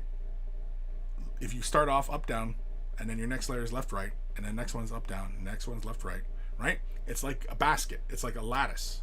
It's, right? And it has the perception of looking smooth and even. Try it. The wannabe painter Dom. Hey folks, hope you're all healthy and having a nice weekend. I have to work in shifts now and only have a couple of minutes to watch while eating and then off to night shift. Keep listening to Kris. Cool. Well, enjoy and have a good, safe shift, whatever it is that you do. You don't have to tell me what you do. Just have a safe shift. Goes to Starman Deluxe. Alcohol talk makes me think of a story from my uni health and safety vids. Apparently, some of our PhD students once attempted to make cocktails from 100% lab use alcohol. It didn't end well. No, fuck no. Holy shit. Good God. And these are PhD kids. So, what's the lesson there? What's the lesson there? There is a lesson there. As in all things in life, there is a lesson if you are willing to look at it and see it for the lesson that it is. The lesson being, no matter how smart a person is, they will still invariably do dumb things. That little piece of paper does not mean you're smart. But doesn't also mean you're just as smart without that piece of paper. People do dumb things, regardless. Monkey's gonna do is a monkey gonna do. Fire trick 18. Put the needle out and thoroughly clean. Pull the needle out and thoroughly clean. I think I've been airbrushing for years. I think I've been airbrushing for years now. You're making a joke there. Are we talking about needle addiction? Are you sitting there like with the rubber band around your arm and you're gotta get the vein? Is that what we're talking about? God, I hope not. Goes to Starman Deluxe. Why not try actual leaves? That'll definitely work. Actual leaves? Sure. I mean, I've used actual leaves. I use those little leaf cutters, those little punches on actual leaves to make leaf litter for the miniatures. Yeah, I did that for my creature caster spider demon. And there's a leaf litter on the base of it.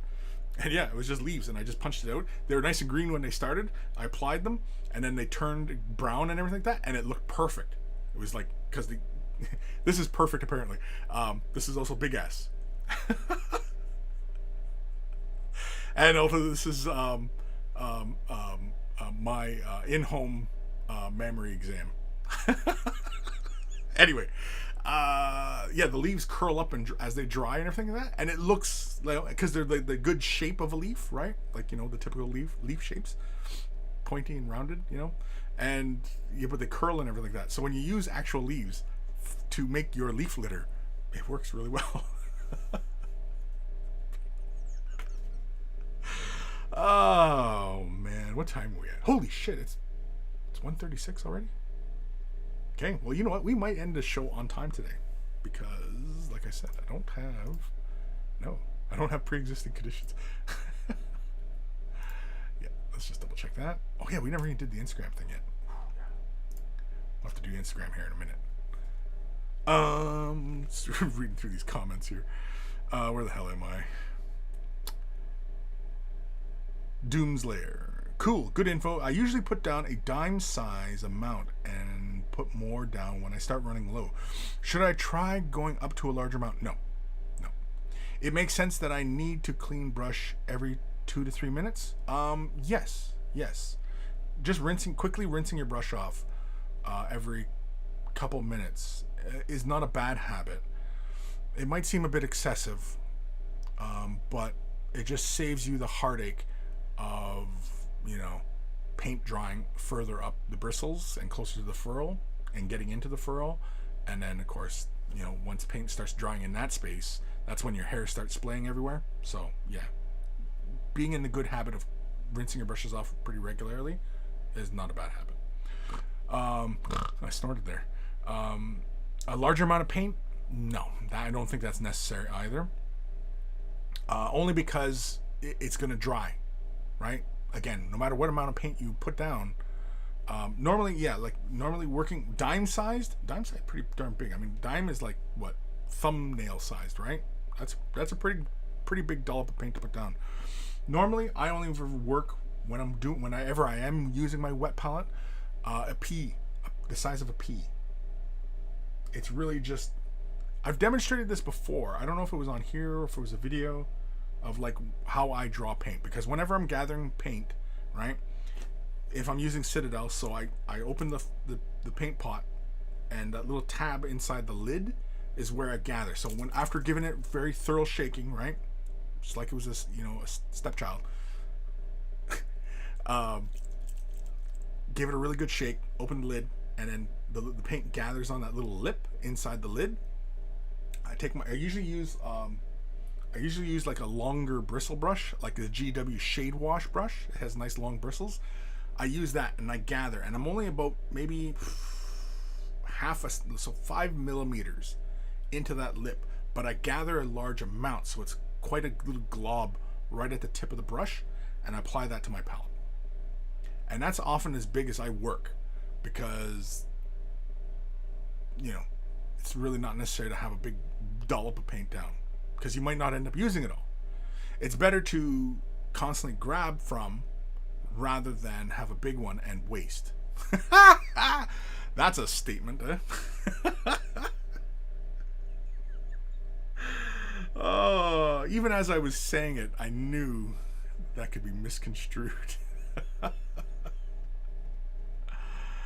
Doomslayer. Serious? Oh, it's not working. Clown face.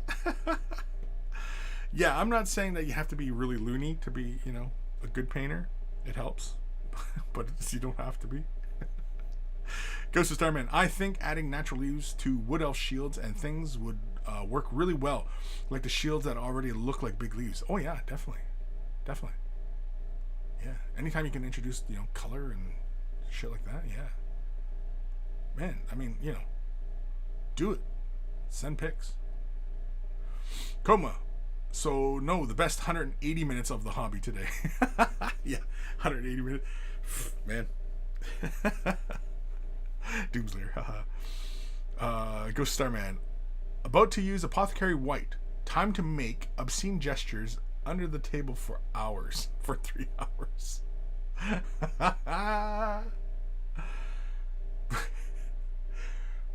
Well, because, you know what? Like, honestly, the bigger the bottles get, and when you shake them, you have to deliberately, like, here, like this, like contrast bottles, right? Like, they're pretty darn big, right? And everybody, I think consciously, everybody shakes them this way. You're holding the bottle like this, and you give it a good shake.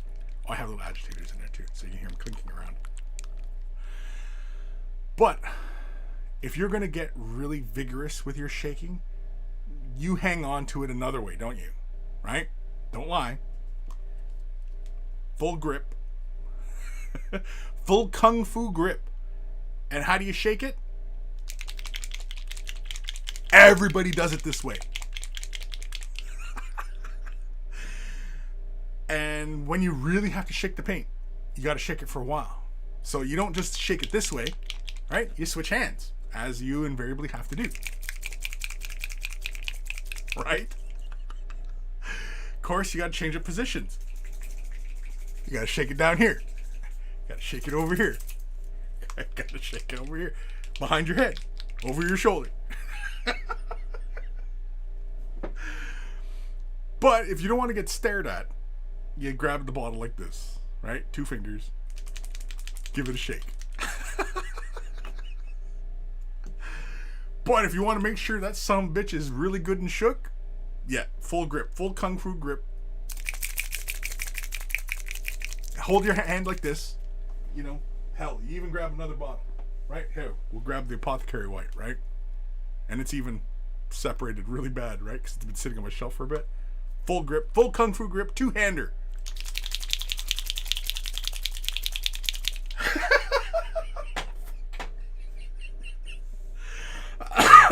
Oh, shit.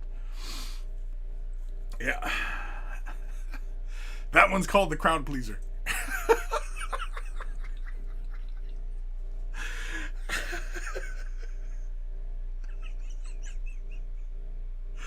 Holy shit. Anyway. Who knew there were so many ways to shake a bottle of paint? I know. You're thinking that, right? Anyway. Oh, man. Doomslayer got me with the stepchild comment. Yeah, you just shake it like a stepchild. Like a little baby. Like a 2-month-old. Just won't stop crying. Just shake it like that. Jesus, it's offline. Oh, shit. Goes to Starman. Arm's getting tired. Wait, what? Dark Mission episode 348. Squeeze my lemon yellow, baby.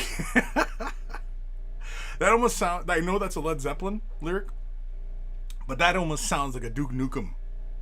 Squeeze my lemon, baby. Lemon yellow, baby. Aaron Seach, episode 348. The bigger the pot, the bigger the money shot. Yeah, that's it. That's the bigger... Yeah. Now, I don't know how true it is.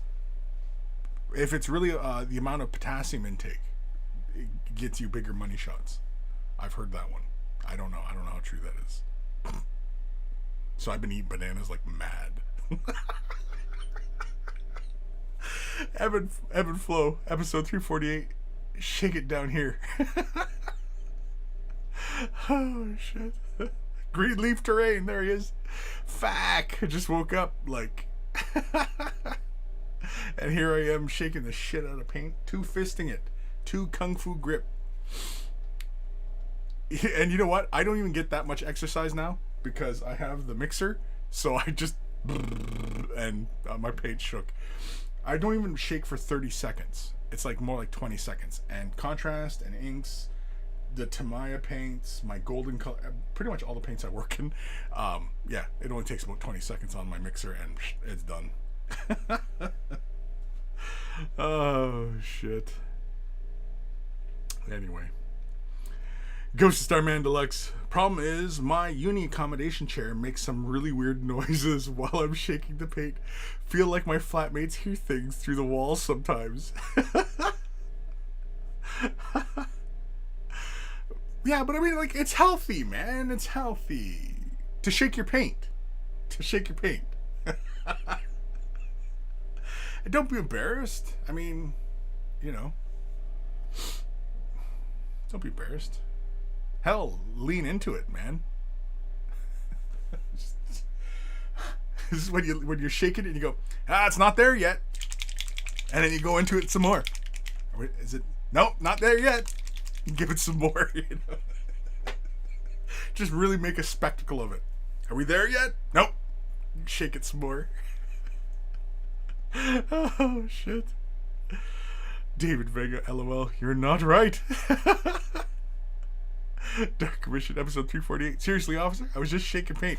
Love it. There we go. That's it. That's today. That's the that's the title of today's show. Seriously, officer, I was just shaking paint. That's all I was doing, officer. Whoa, what the hell? Why did that not change? That's not right. That's not right. I thought I already changed this info. Why didn't that change? Sorry, things are getting buggy on me. Things are getting buggy. Buggy. Buggy. There we go. Alright. So we're good on that front. We're good there. We're good there. Good there. Good there. Good there. Hey there. Hey, my boy. Anyway. Sorry, I'm regressing. Doomsday. Oh, is that Disco? Or Ghost. David Vega. Kris, the G.I. Joe with the Kung Fu grip. Yeah, Kung Fu grip, man. The Kung Fu grip. There's a Photoshop dream right there, right? Kung Fu grip. Anyway. Oh, man. Let's really quickly check in with our Instagrams. Where the hell's my Instagram? There it is. I don't know if we really have, because I quickly looked. Somebody doing a paint here? What's this? Tim Codraws? Oh, it's a painting. Oh, it's very nice. I don't think this has to do anything with us, though. Somebody just using Way the Brush tag. Did we look at this? Yeah, we must have. I don't remember this. I like this. Shaky Brush Minis. Oh. Damn, I like it. I must have already liked it. No. Yeah. Okay, because, yeah. Everybody. Yeah. That's where the sister battle's at. And... oh, I already gave this a like. So, no, I guess there was no new post. Oh. There we go. There we go. And, of course, this crazy asshole. Jesus. Like, who takes this guy seriously at all? Really? Like, honestly, who even takes that guy seriously? For God's sakes, the man obviously has a screw loose. He obviously has some sort of disability of some sort. David Vega, LOL. Finlay Robinson, more infinity from me, Kris, on the Instagrams. I didn't say anything. Hold on, let me refresh. Refresh. Oh, there is. Damn. This is an infinity model? Damn. Oh, wait, wrong window. There we go. Excellent work. Love the work on the flesh. Oh. Bearded Yeti. I like the little glowiness on her arm thing. And it looks like the little Ghostbuster ghost trap she's holding. That's hilarious. Really good work on the face and the flesh. Like, excellent. Love the highlighting. This is an infinity model. This looks like a bigger scale than infinity. I refuse to believe that this is an infinity model just because of how well this is painted. I'm not blowing smoke up your ass. I'm just saying, like, it's like, this looks like it's this could easily be like 54 mil. Like, if you told me this is 54 mil, I'd say, yeah, excellent job. This, yeah. Your work on the face is fabulous. Did you even highlight her iris of her eye? Did you go that far? Or is that just the way the light is catching on that surface? The work on the leather on her coat, really good. Yeah, it's really, really good, man. Is this a work in progress, or are you done? It's a work in progress. Okay. Yeah, because the gun doesn't quite look fully realized, and so I assume that's what you have left to do. Yeah. No, this is really, really good work, man. Nearly done with this. Oh, man, I don't know how to say that. Hunza cut?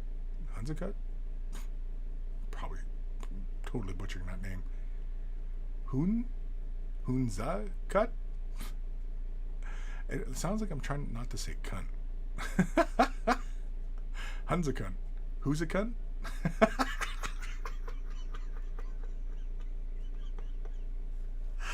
Holy shit.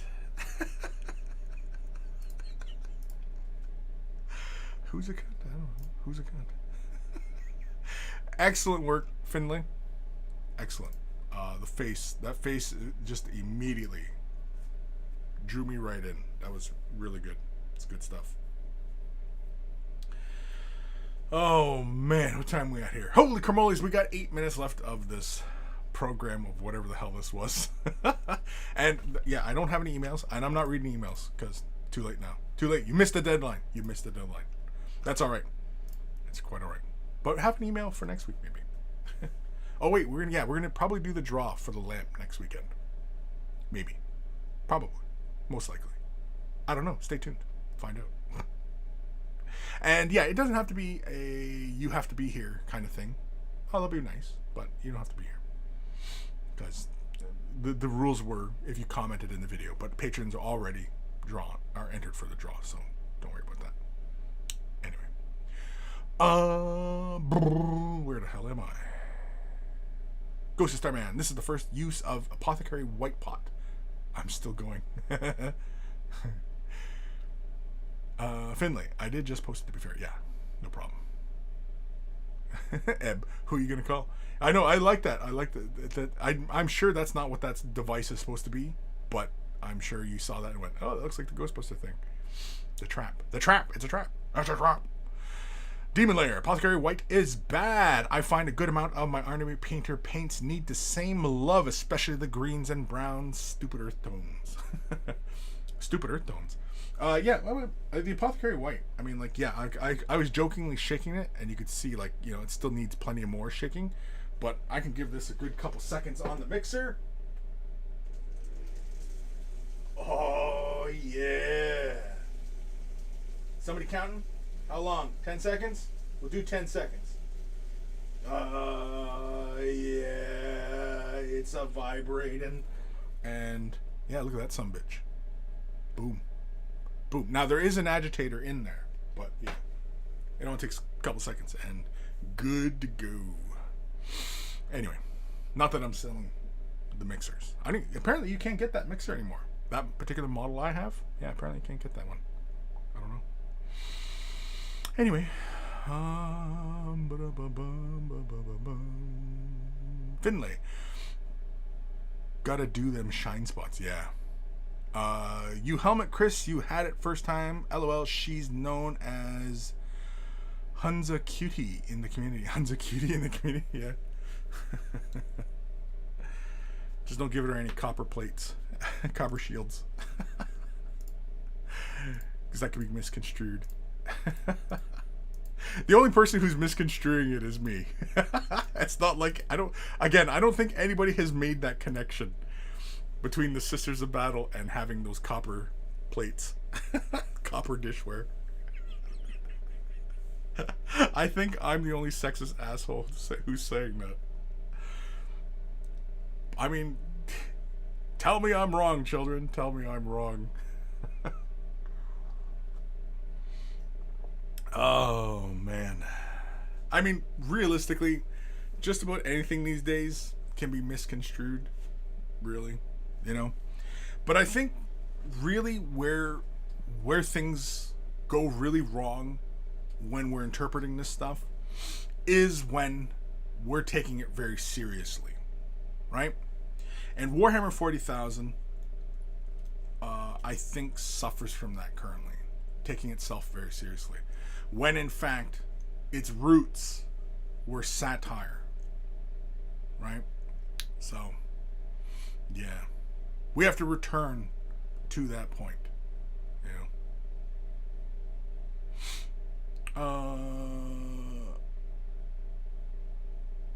Orlando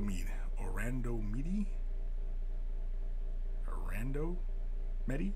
I am here. I am conquering this land in the name of the Roman Empire.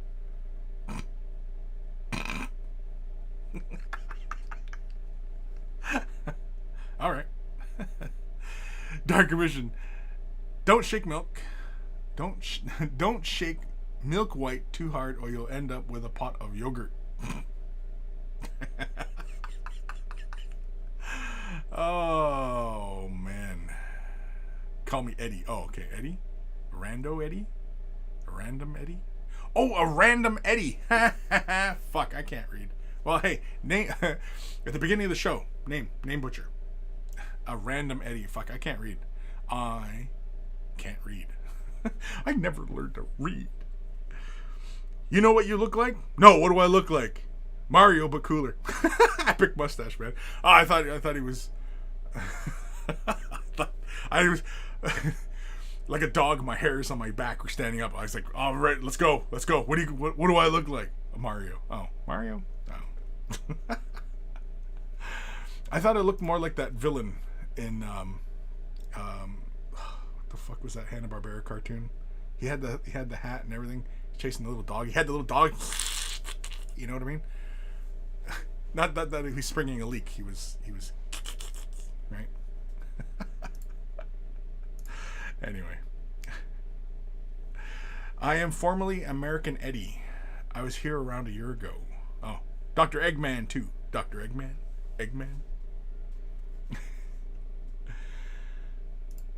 I am the walrus. Anyway, speaking of getting high, everybody's like, "What, Kris? We were talking about getting high." Oh, Finlay, Dick Dastardly. Yeah, wasn't that the name, Dick Dastardly? That sounds like a porn name, but like gay porn. In fact, if I was in gay porn, my name would be Dick Dastardly. No, actually, I go by Blade Rogers. I was thinking about that the other day, because anybody who recalls when I was doing some Fortnite gameplay videos, my handle is Blade Rogers, and yeah, I think Blade Rogers needs to make a return. I think I should be in Blade Rogers in any video game I play. Just be Blade Rogers. Dark Commission. I used to go by Crazy Talk. I still kind of do, but yeah, Blade Rogers. Is that you, Danny? Are you Blade Rogers? Anybody see that? Kids in Hall? They're going to be doing an Amazon series. I was excited for that. I used to love Kids in Hall, man. Kids in Hall. What's the bomb? I don't say that. Dark Commission. If you sit on Kris's shoulders, you can steer him with the stash. Yeah. Because actually my head is really big, and so this mustache is even bigger than you actually think it is. Like, my head is like county fair pumpkin sized. That's how big my head is. So my mustache, it is legit like handlebars.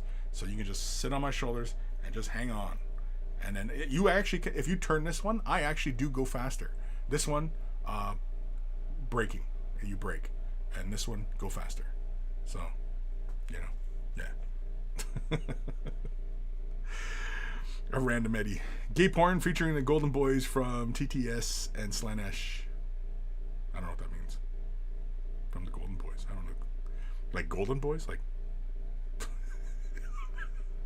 Oh, we're going off the rails now. Oh, we're at 120 minutes. Oh well, time, show over. Finlay Robinson. I'd be throbbing wood in porno. Throbbing wood.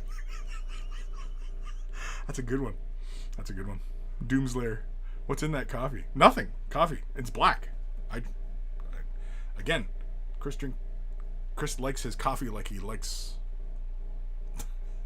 his gay porn.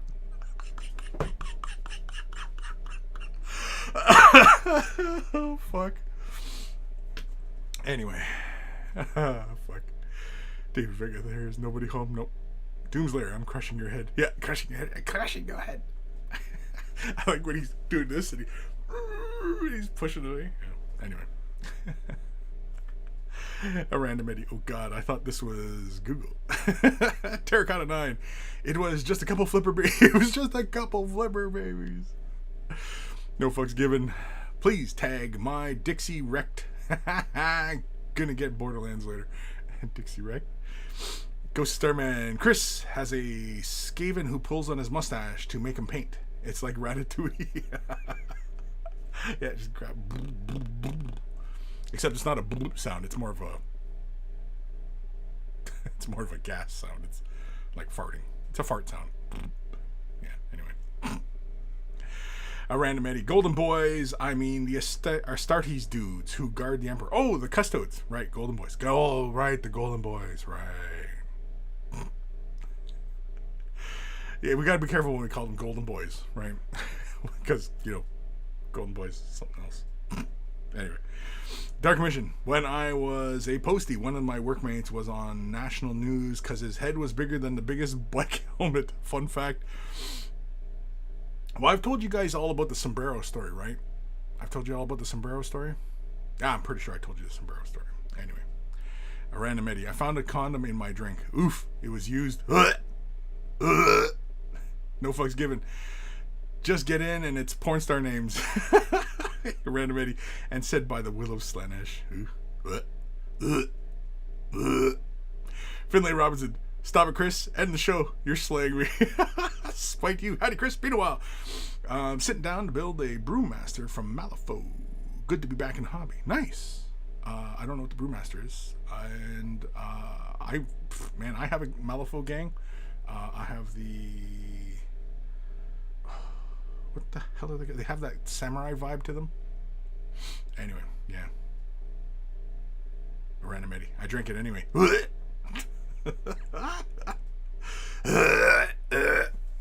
Ghost of Starman. What the heck is the Sombrero story? The Sombrero story. Come on, Ghost. You've been following me for a while now. I've told the Sombrero story. No? Okay, well, let's end it on the Sombrero story, and then we'll call it a day. Alrighty. So, no fucks. Are we going to talk about ass eating next? That's next week. So, Sombrero story. I was on a road trip, and I was going through, I think it was Missouri, and we stopped in one of these, Western cowboy, outlet kind of, they sell jeans and cowboy boots and cowboy hats, and you know what I mean? And, we were traveling as a family, so we all go into this place, and,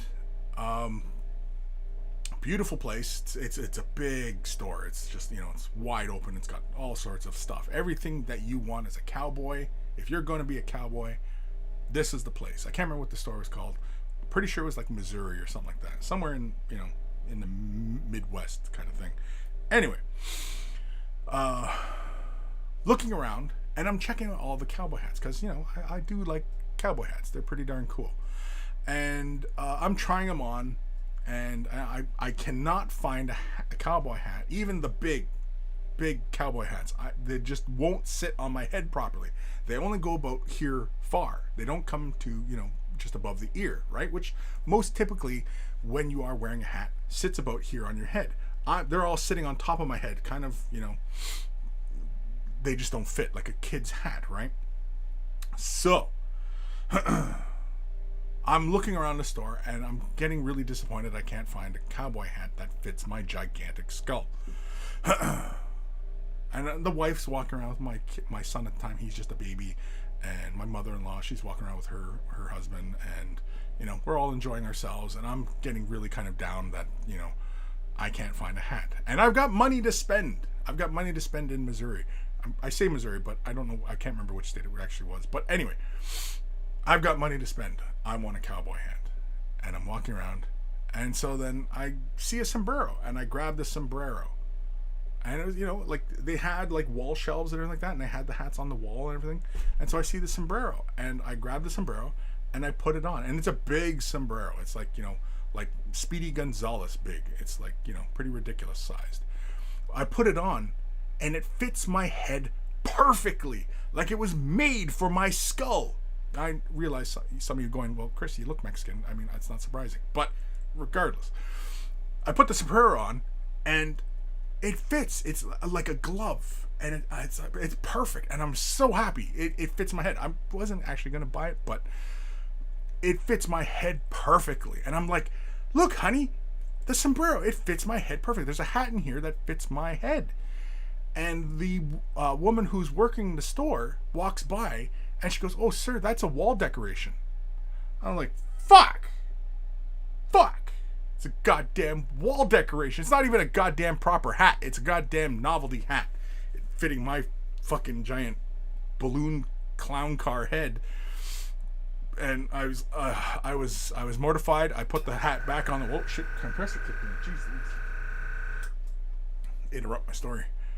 And yeah, this sombrero, and it's. I put it back on the wall.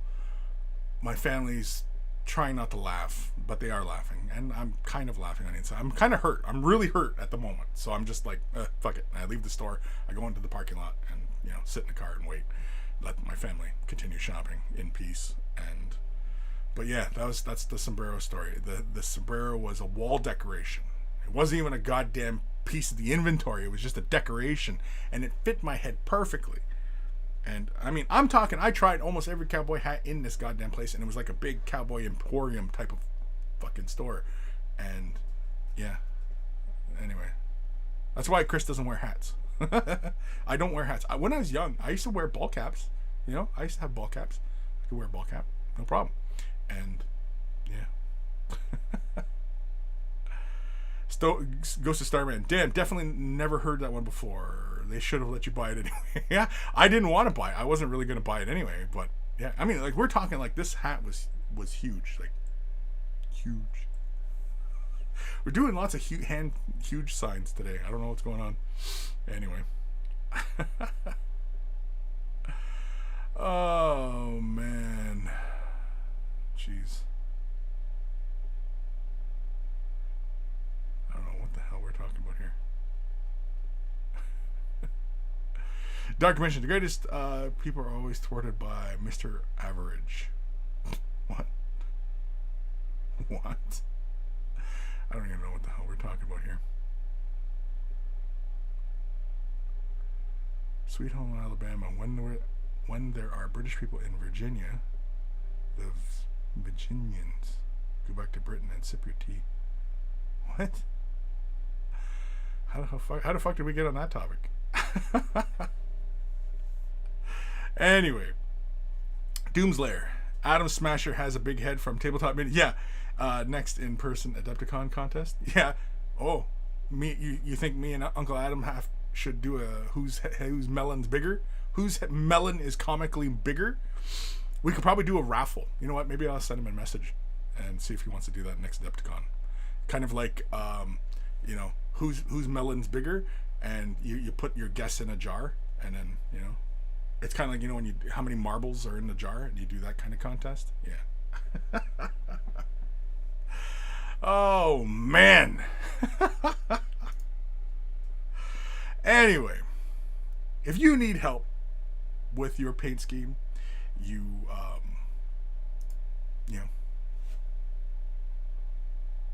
want to show off what you're working on, maybe a commission painting service, and you want to get more eyeballs on your work, send your emails to Kris@wayofthebrush.com. If you're going to send pictures, send them as attachments in the email. Don't send it off as links to other sites, because I won't read it. And yeah, of course, submit any questions or whatever it is, feel free. Kris@wayofthebrush.com. It's in the description below, as well as a link to wayofthebrush.com. Central hub of all this silliness has links to all social medias, as well as Discord. Join us on Discord. It's a lot of fun. We keep the conversation rolling there 24/7. So feel free to post in there. There's only really one rule in the server. Don't be a dick. And, you're going to get to enjoy yourself. And, pose questions and have conversations and whatevers. So feel free. Also, at wayofthebrush.com's links for t-shirts. Want to get yourself a t-shirt? Look like a connoisseur of all that is good and holy in this world? They're wearing a Way of the Brush t-shirt. And of course, if you purchase yourself a shirt, send a picture of yourself in your shirt. I will add it to the Monkey Shrine, which is also at wayofthebrush.com. And of course, you'll also find a link for Patreon. Huge thank you to my patrons.